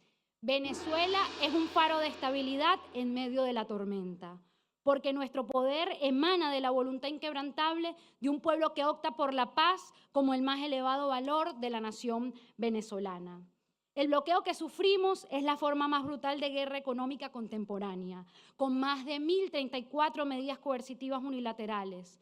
Somos blanco de una piratería moderna que ataca a nuestra industria petrolera, confisca nuestro oro y retiene nuestros fondos, intentando someter al Estado venezolano a través de un asedio multidimensional. Denunciamos hoy esas sanciones. Al bloquear el acceso a las medicinas y alimentos, se evidencia este crimen de lesa humanidad. Ante las amenazas de guerra, nuestra respuesta debe ser el diálogo, el desarrollo y la vida. Ratificamos nuestro compromiso con los 17 Objetivos del Desarrollo Sostenible. Trabajamos incansablemente por la superación de la pobreza, la salud pública y la educación de calidad, integrando estos pilares en nuestra legislación nacional para garantizar que cada recurso sea una herramienta de protección social. Asimismo, asumimos la vanguardia en la lucha por la justicia climática.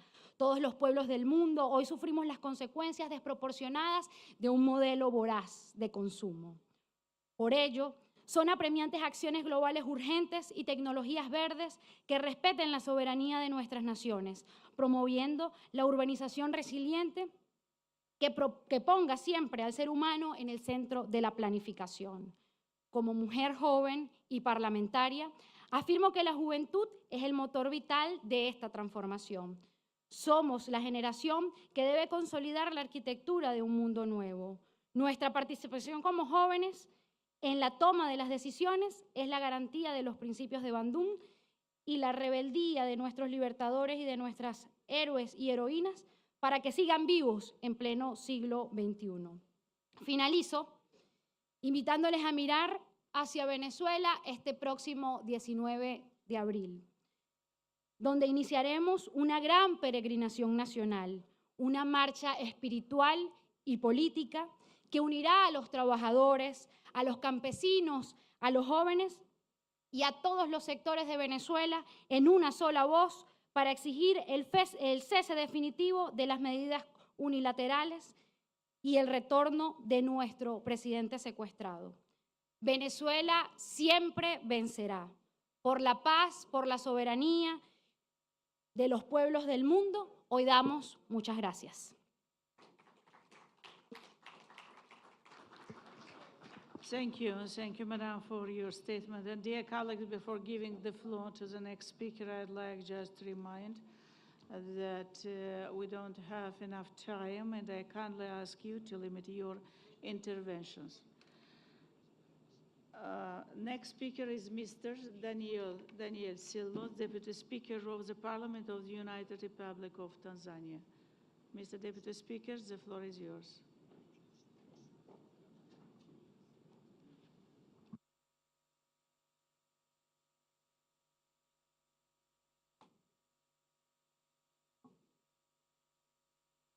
Honorable Professor Dr. Sahiba Gabarova, the chairperson of the Non-Aligned Movement Parlamenter Network. On behalf of the Parliament of the United Republic of Tanzania, I extend our strong and unwavering support for the Non-Aligned Movement Parliamentary Network.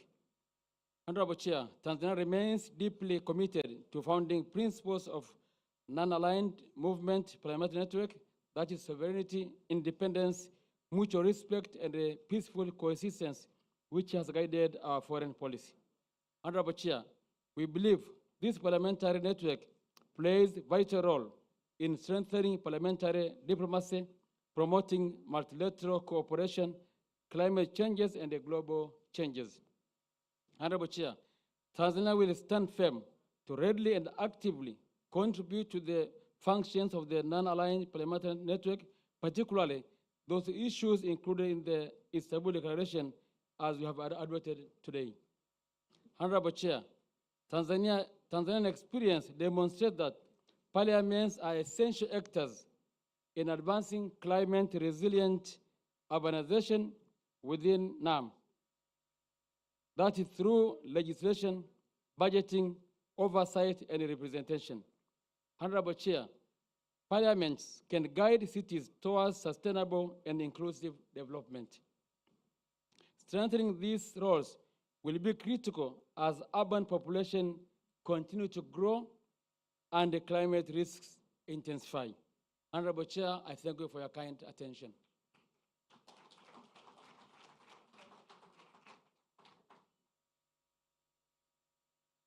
Thank you very much for your statement. Ladies and gentlemen, the next speaker is the chairman of the Foreign Affairs Committee of the National Assembly of Laos, Mr. Kai Kampaun.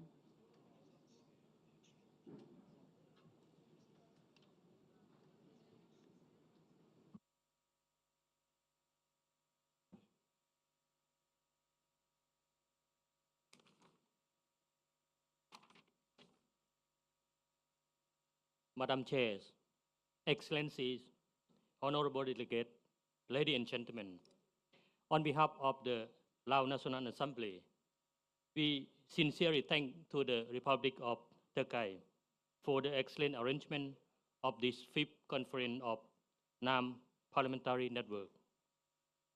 The theme of this conference is both timely and profoundly relevant. As a landlocked developing countries, the Laopedia is fully aware that climate change and rapid urbanization pose significant challenges to the Laotian sustainability and well-being of our cities and communities. The Laopedia regard climate change and climate resilient urbanization as vision of sustainable development, social stability, and exclusive growth. In this regard, the Parliament play a key role through work, lawmaking, policy guidance, and international cooperation.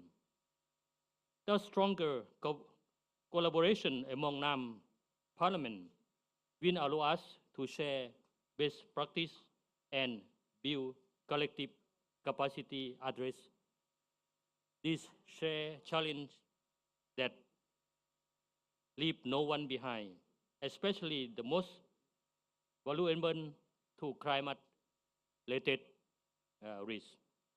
The Lao National Assembly stands ready to work closely with fellow participants and Parliament to advance climate resilient and sustainable urbanization. In this spirit of solidarity and for the benefit of our people and future of our generation, I thank you.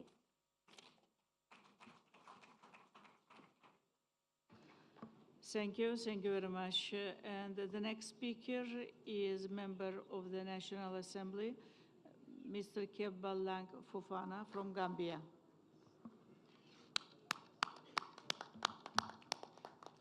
Peace out.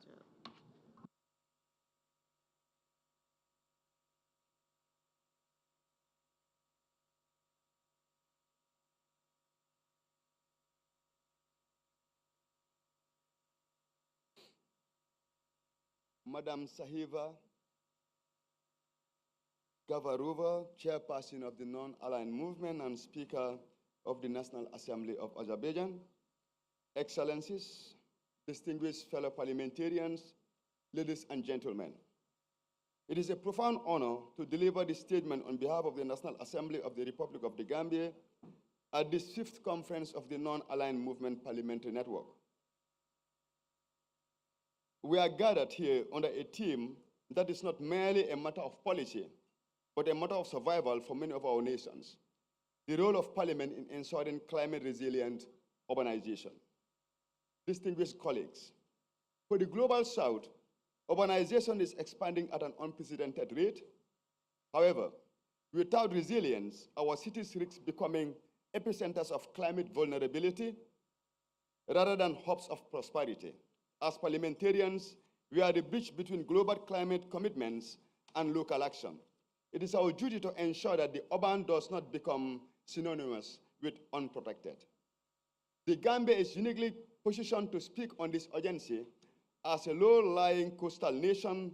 Our capital Banjul and the greater Banjul area, where the majority of our population residences face the dual threats of rising sea levels and flash flooding, we recognize that traditional urban planning is no longer sufficient. It requires a paradigm shift towards climate-smart infrastructure.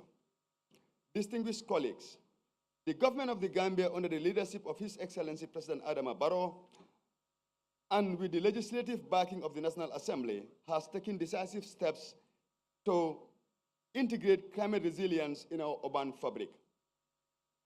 The Zero Carbon Banjul project, we are working towards transforming our capital into a green city through improved drainage system, waste-to-energy initiatives, and the restoration of coastal ecosystem. The National Adaptation Plan, our parliament has been instrumental in oversight and resource allocations for the National Adaptation Plan, which prioritizes climate proofing when settlements against extreme weather events. And thirdly, ecosystem-based adaptation, which is IBA. The Gambia has launched one of the largest ecosystem restoration projects in Africa by restoring mangroves and communal forests around urban peripheries. We are creating natural buffers that protect our cities from storm surges and erosion. And fourthly, legislative reform. We are currently reviewing land use policies to prevent unplanned settlements in high-risk flood zones, ensuring that the right to housing is balanced with the right to safety. To our fellow non-aligned movement members, considering the urgency of climate-resilient urbanization, we propose that our role as parliamentary network must be centered on three pillars. One, legislative oversight. We must hold our executive accountable for the implementation of new urban agenda and Paris Agreement. And two, budgetary advocacy. Climate resilience is expensive, so we must advocate for increased national budget allocations and the simplification of climate finance mechanisms. In conclusion, Madam Speaker and distinguished colleagues, the brick and mortar of our future cities must be reinforced with the steel of political will. The National Assembly of the Gambia remains committed to the principles of non-aligned movement and stands ready to collaborate with all of you to ensure that no citizen, from the smallest village to the largest metropolis, is left behind in the face of changing climate. Let us build cities that do not just grow but endure. I thank you all. Mr. Fofana, thank you very much for your statement. Ladies and gentlemen, the next speaker is Mr. Arshad Al-Salihi, Chairman of the Parliamentary Human Rights Committee from Iraq.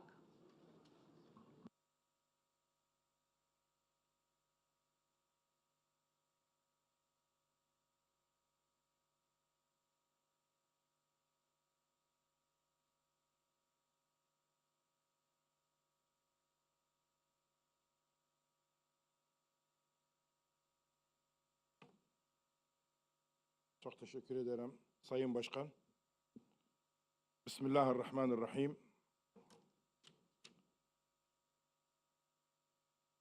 السيدات السادة الحضور جميعا، يشرفني أن أتحدث إليكم باسم مجلس النواب العراقي في هذا الاجتماع الذي يناقش فيه التوسع الحضري المرن لدول عدم الانحياز في ظل التغير المناخي، أحد أخطر التحديات التي تواجه عالمنا اليوم. إن الأزمات البيئية من ارتفاع درجات الحرارة إلى تراجع الموارد تتفاقم مع التوسع الحضري غير المنظم، مما يجعل بناء مدن مستدامة وقادرة على التكيف ضرورة حتمية لا تحتمل التأجيل.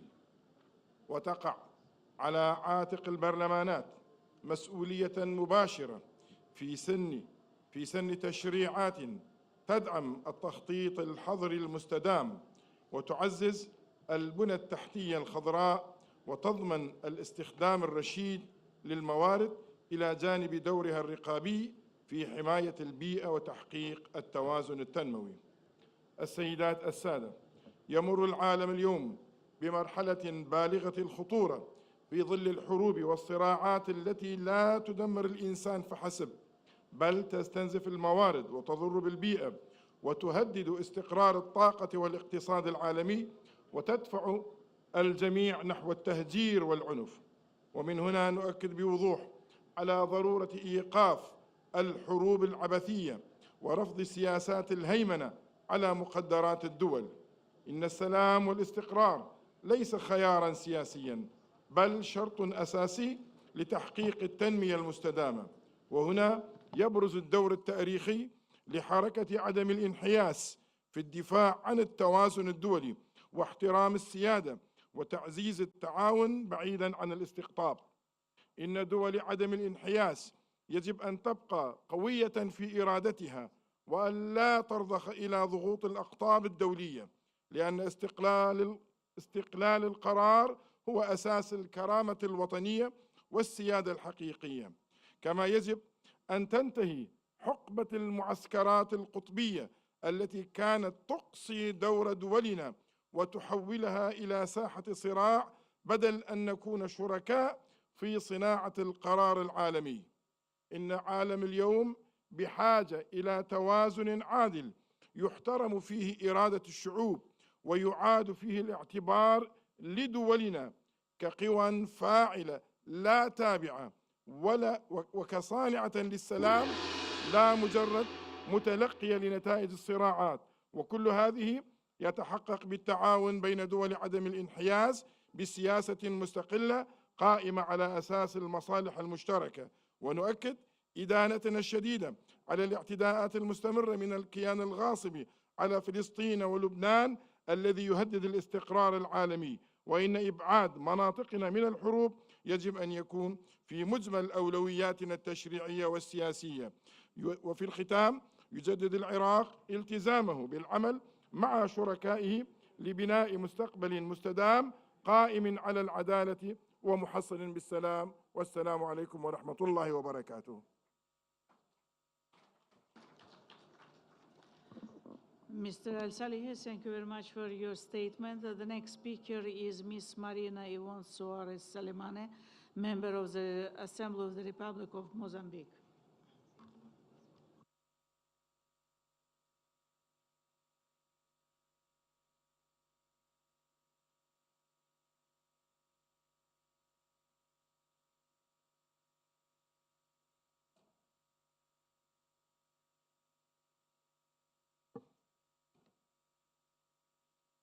Thank you, Madam Speaker.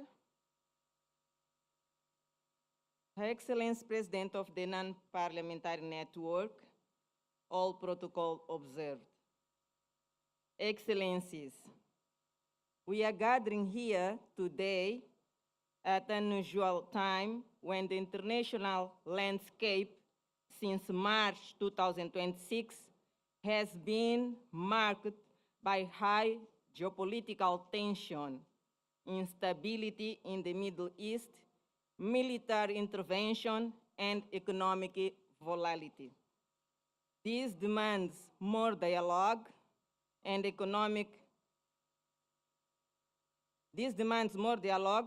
cooperation from us, and a firm stance based on the principle of our organization, which is founded on multilateral diplomacy, seeking to maintain balanced relations with the various power blocs. In Mozambique, we decided to promote a national dialogue to find consensual ways to reform aspects regarding constitutional reforms and government issues. Let's promote more dialogue in the world. The theme proposed for this conference is crucial for all our countries, but is of particular relevance to my country, Mozambique, given that in January of this year, we were targeted by severe weather and natural disasters that displaced thousands of families and forced their resettlement in the main cities of the south of the country and beyond. In this context, the role of parliaments passed through inclusive urban legislation and planning, oversight of the budget and implementation, community representation and education of the population, passing laws that prohibit construction in high-risk areas, require green infrastructures that promote climate justice, protecting the poorest who are often the most affected. Passing laws is not enough if there are no resources.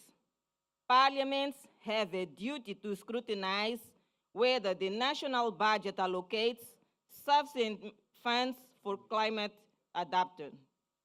We must audit whether infrastructure projects, roads, drainage systems, schools are in fact resilient to extreme events.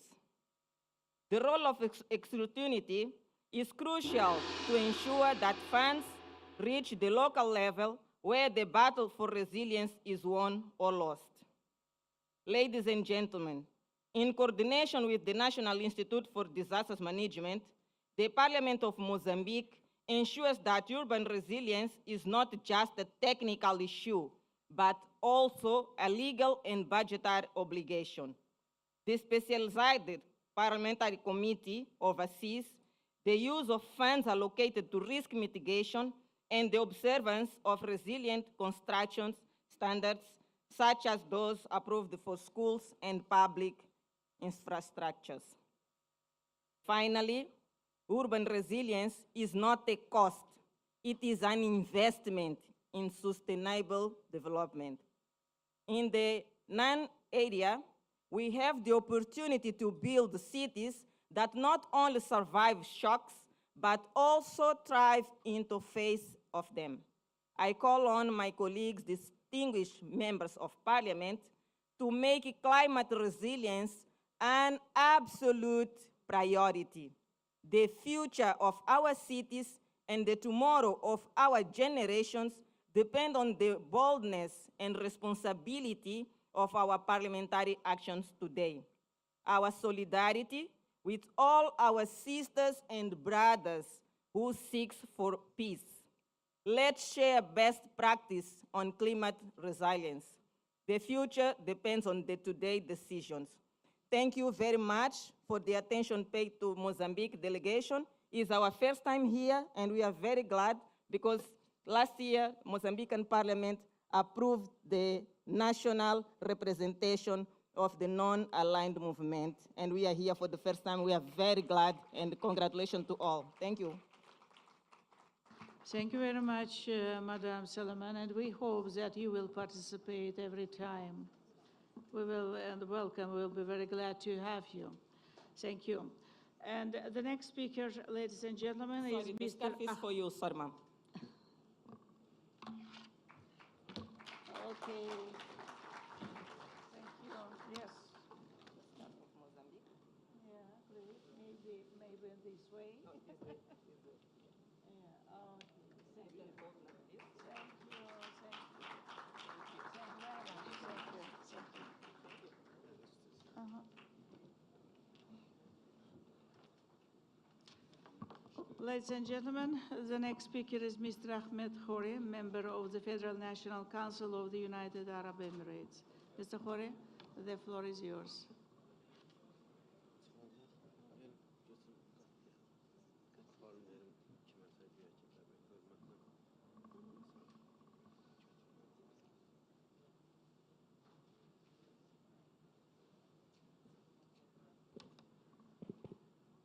بسم الله الرحمن الرحيم.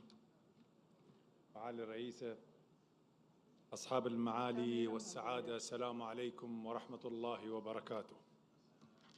تكتسب دول عدم الانحياز اليوم أهمية متجددة في ظل التحديات البيئية المتصاعدة التي لا تعترف بالحدود، من تغيير المناخ إلى ندرة الموارد وتدهور النظم البيئية.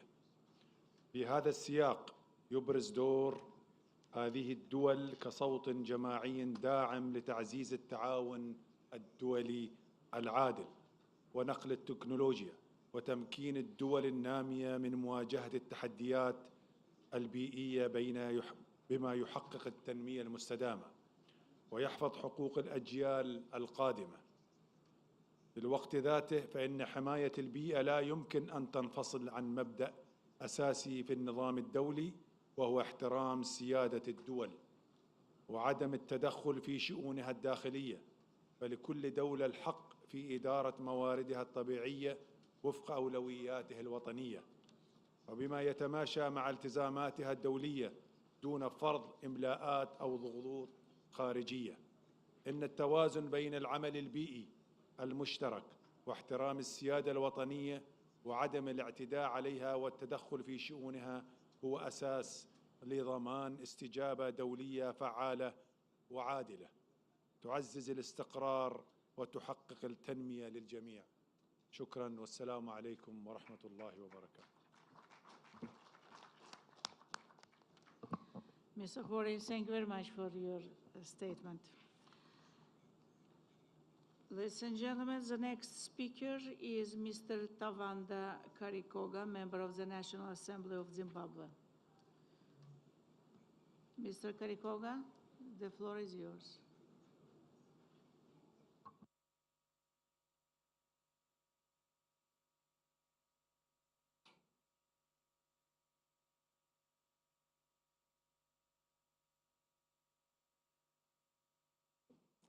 Thank you, Honorable Chairperson, Honorable Speakers, distinguished parliamentarians, Excellencies, ladies and gentlemen. Allow me to express my profound appreciation for the opportunity to address this distinguished gathering at the 5th session of the Non-Aligned Movement Parliamentary Network. We meet at a defining moment in human development where the dual forces of rapid urbanization and climate change are converging with grave consequences, particularly across the non-aligned movement region.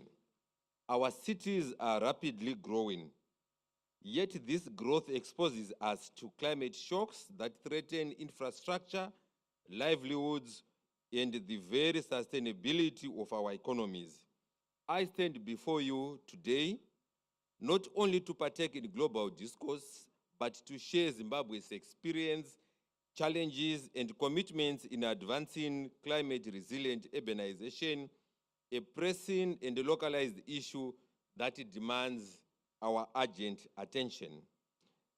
Ladies and gentlemen, the rising urban population is an inevitable phenomenon.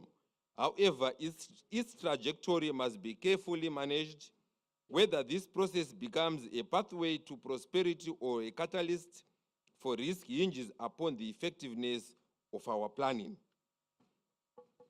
Furthermore, Parliament is shaping national climate action through strategic frameworks such as the National Climate Policy, National Climate Change Response Strategy, etc.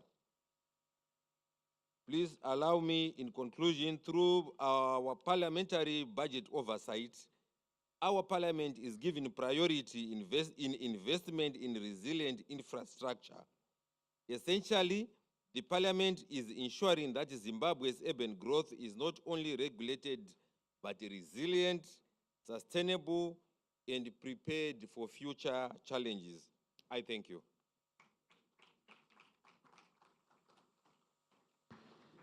Thank you. Thank you very much, Mr. Karikoga. Ladies and gentlemen, the next speaker is Mr. Mohamed Ahmed Al-Ahami, President of the Arab Parliament.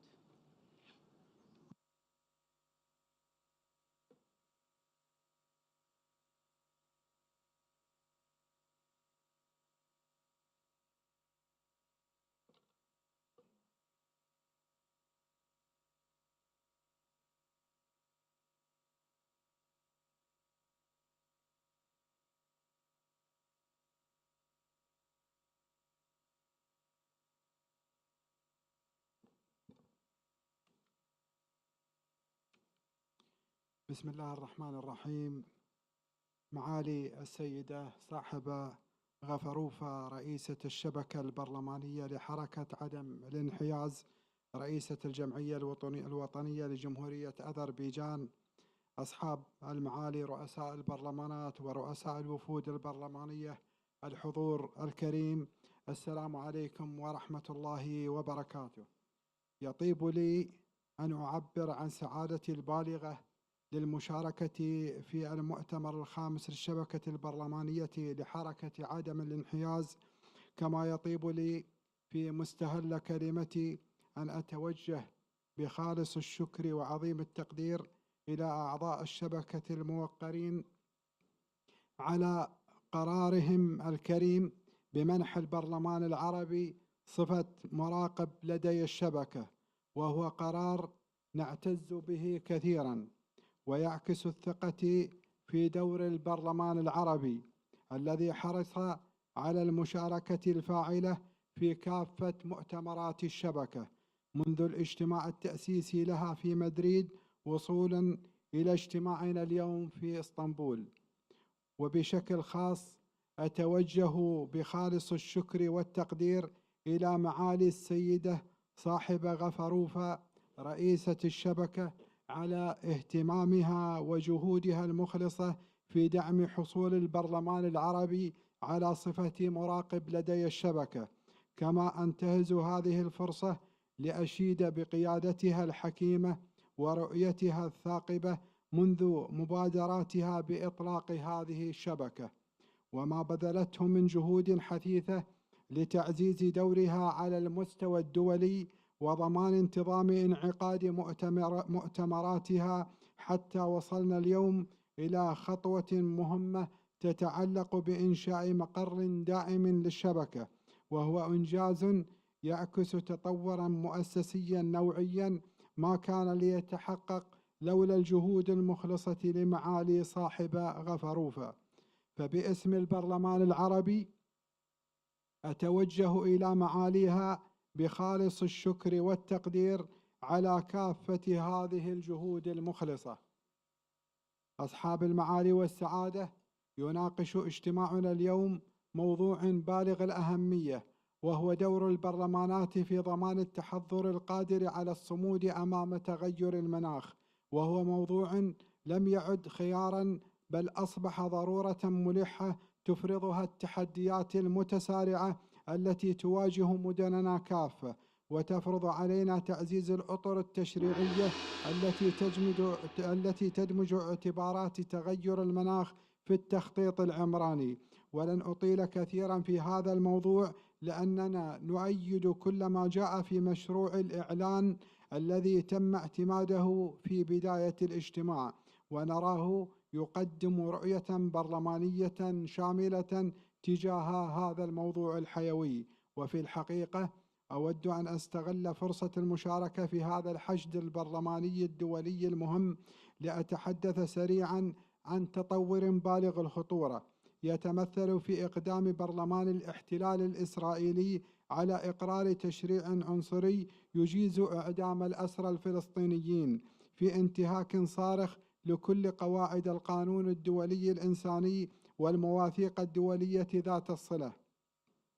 ولعلكم تتفقون معي أن الشبكة البرلمانية لحركة عدم الانحياز التي تمثل ضمير دول العالم الحر مطالبة باتخاذ موقف حاسم وواضح تجاه هذا التشريع البغيض.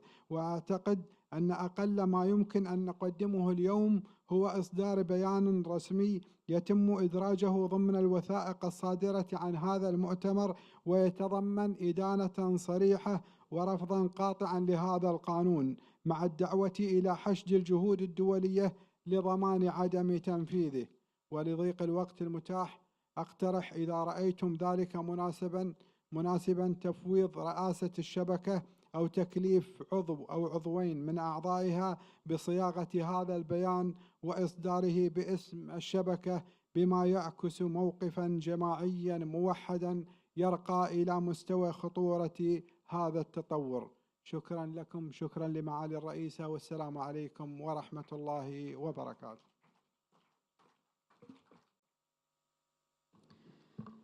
Thank you, Mr.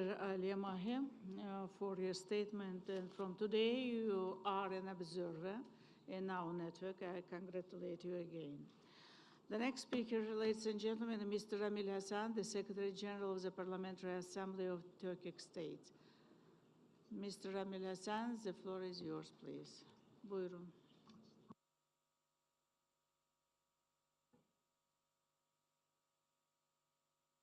Her Excellency, Chair Sahiba Hanım, distinguished delegates, first of all, I'd like to express my sincere gratitude to Her Excellency Sahiba Gafarova, Speaker of the Parliament of the Republic of Azerbaijan and the Chair of the Non-Aligned Movement Parliamentary Network, for the kind invitation to this important conference. From its very inception, the Parliamentary Assembly of Turkic States has actively participated in the non-parliamentary network events. In today's global environment, marked by unfolding events and the catastrophes, as our world is confronted with complex crises, including armed conflicts, geopolitical rivalries, and humanitarian challenges, all of which require a stronger commitment to diplomacy and multilateralism, the significance of the non-aligned movement, its parliamentary network, and the parliamentary diplomacy in general is one of again brought to the forefront. The non-aligned movement has opened new chapters, particularly during the Azerbaijan chairmanship and the leadership His Excellency President of Azerbaijan Ilham Aliyev. In this context, I'd like to highlight the important role of Azerbaijan, one of the founding members of TUKPA, during its chairmanship of the non-aligned movement from 2019 to 2023. Dear participants, TUKPA, as a parliamentary dimension, remaining faithful to its ideal and values, promotes regional cooperation, peace, stability, and prosperity. By facilitating the harmonization of the legislation and expanding multilateral cooperation, TUKPA actively contributes to regional stability and sustainable development. Moreover, by fostering the peer institutional synergy, it supports interparliamentary dialogue as one of the important, significant key pillars of international cooperation. I am pleased to note that our organization holds mutual observer status. In this regard, I'd like once again express my confidence that the cooperation between the two organizations, which is development along an upward trajectory and will become even more predictive. In this process, parliamentary diplomacy, parliamentarians, and active parliamentary network must work diligently, collaborate closely, and through this cooperation, the ultimate beneficiaries should be the world, peace, unity, equality, and mutual understanding and mutual respect. I'd like to once again wish success to this effort, and as a TUKPA, Parliamentary Assembly of Turkic States, express my full support for the future activity of the non-aligned movement. I highly value every step taken under leadership of Honorable Her Excellency Sahiba Hanım Gafarova, and affirm that we will continue to actively participate in the future activities while wishing success to this endeavor. Thank you for your attention. Thank you very much, Mr. Secretary General. The next speaker is Secretary General of ASEAN Interparliamentary Assembly, Mr. Uithan Chem.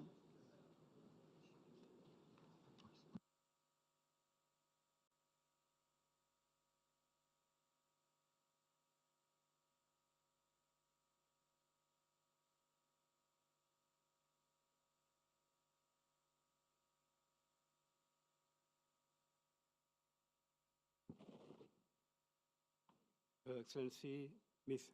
Sahiba Gafarova, Chairperson of the Non-Aligned Movement Parliamentary Network, Speaker of the Milli Majlis of the Republic of Azerbaijan, Honorable Heads of Delegation of non-PN Member Parliaments, observers and partners, ladies and gentlemen.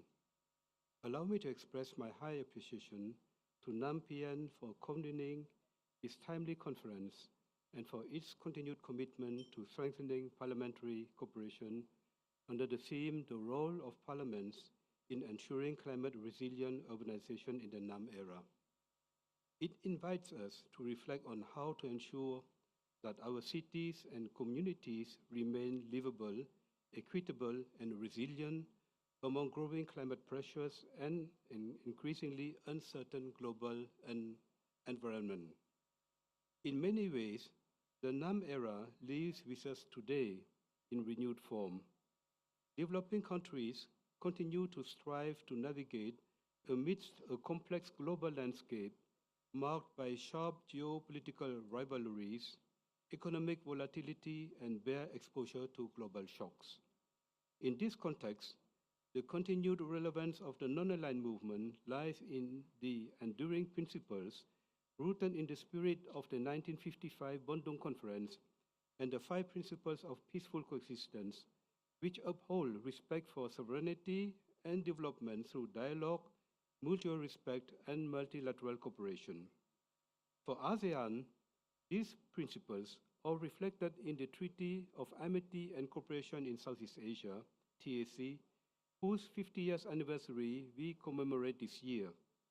The guiding principles of respect for sovereignty and territorial integrity, non-interference, peaceful settlement of disputes, renunciation of the threat or use of force, and effective cooperation have long shaped ASEAN's regional order. They remain as relevant today as they were back in 1976. They are normative, legally binding instruments for securing durable peace, security, and amity, which are conditions sine qua non for regional and over-regional cooperation.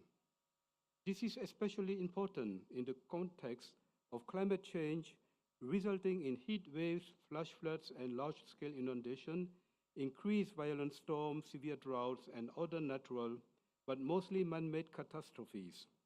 Across regions, their impacts are unfolding alongside rapid urban growth, while conflicts, geopolitical tensions, and economic disruptions and tremendous pressures on the ecosystem, energy and food security, supply chains, and public services, to name the few. In the context of global warming, designing resilient urbanization has become a crucial life issue, also taken into account of continued population migration into urban areas. Focus is given to the building of adequate hard and soft infrastructure capable to adapt and cope with those challenges, but more importantly, to inclusive governance. This is where the role of parliaments has become indispensable. Through their legislative, budgetary oversight, and representative functions, parliaments help shape the policy frameworks and institutional responses required to address climate change in a comprehensive and long-term manner to ensure equity and accountability to the people.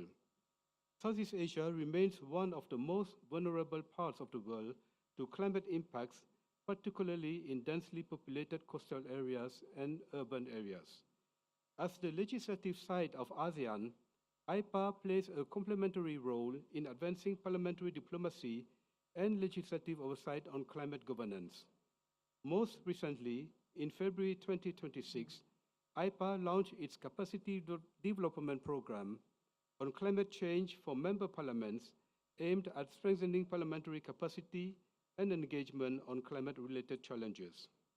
The challenges we face today, whether climate change or urban vulnerability, transcend national borders.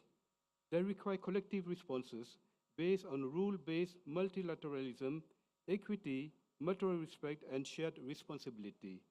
The NAMPN is called to be proactive when addressing critical issues of the survival of mankind on our sick planet. We need global responses from the South in a responsible manner.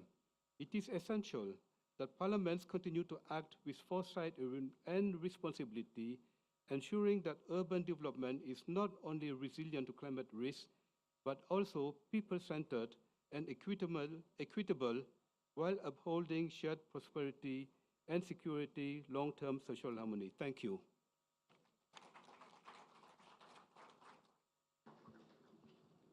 Thank you. Secretary General, thank you very much for your statement. And the next speaker is the President of the Global Council for Tolerance and Peace, Mr. Ahmed Al-Jarvan.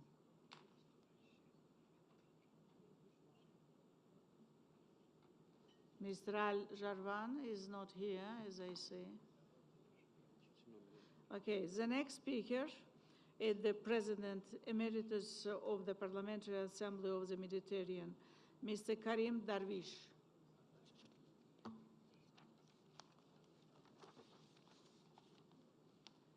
Mr. Karim Darwish is not here also. And Mr. Nuri Aksu is our next speaker from the Turkey Culture and Heritage Foundation. Mr. Axon, the floor is yours, please.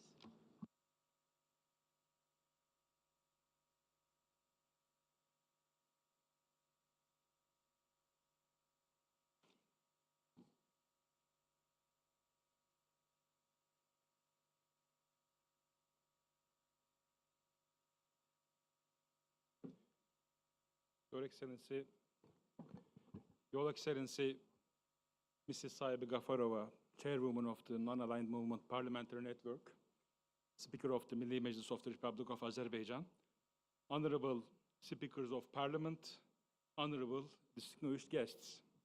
It is a great honor to address this distinguished gathering on behalf of the Turkic Culture and Heritage Foundation. It's a great pleasure to be with you on the occasion of this important meeting of Parliamentary Network of the Non-Aligned Movement. The theme we are addressing today, the role of parliaments in resilient and sustainable urbanization, is in fact directly linked to the protection of cultural heritage, because the resilience of the cities depends on not only infrastructure, but also on the preservation of the cultural memory. As the Turkic Culture and Heritage Foundation, we regard cultural heritage not merely as a legacy of the past, but also as a strategic component of the sustainable development. Distinguished participants, allow me to draw your attention to 4 critical areas. First, the fight against illicit trafficking of the cultural heritage, cultural property. The international conference and technical workshop we are planning in Gaziantep, titled Turkic Cultural Heritage, Fight Against Illicit Trafficking, aims to establish a regional coordination mechanism in this field. Second, strengthening scientific infrastructure. In this regard, the International Network of Turkic Restoration and Conservation Laboratories, which we have launched, enhances the exchange of expertise among professionals and contributes to the development of common standards. This network is not merely a technical platform, but also a strategic model of cooperation that strengthens regional capacity.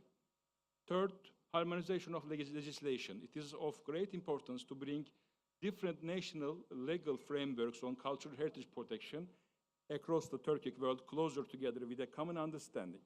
In this context, we are working toward the harmonization of standards related to management, protection, and restoration of heritage sites. And I should mention also our special support from TÜRKPA about these issues, our sister international organization. Fourth, as a more advanced objective, the Turkic Cultural Heritage Convention is being designed as a framework document that will define common principles, obligations, and mechanisms of cooperation for the protection of Turkic cultural heritage. Distinguished participants, these 4 areas clearly demonstrate on one fundamental reality. The protection of cultural heritage is not only a matter of cultural policy, it is also a matter of security, development, and diplomacy. Therefore, the role of parliaments is of critical importance. As Turkic Cultural Heritage Foundation, we would like to emphasize our readiness to enhance cooperation with the parliamentary network of non-aligned movement in these areas. We would be pleased to work together with you in this shared responsibility. Thank you for your attention.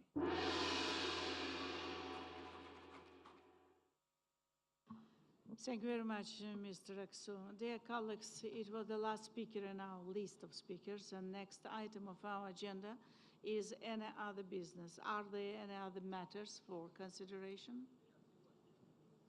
No, there is no request, and we move to the next point of our agenda. And the next point of our agenda is clothing. Excellencies, dear colleagues, ladies and gentlemen, we shall now proceed to the closing session of the 5th Istanbul Conference of the Parliamentary Network of the Non-Aligned Movement. And over the past few hours, we have held comprehensive and substantive discussions on the theme, the role of parliaments in ensuring climate-resilient urbanization in the NAM area, as well as on ways to further strengthen the work and effectiveness of the parliamentary network. The Istanbul Declaration adopted today reflects our common position and shared views.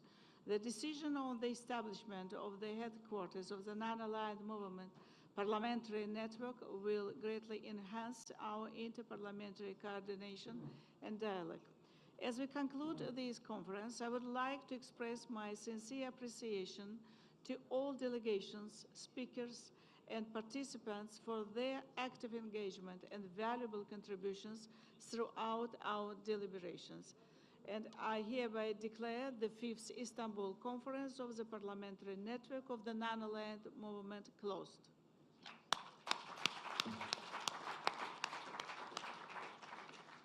Thank you. Siz çok sağ olun.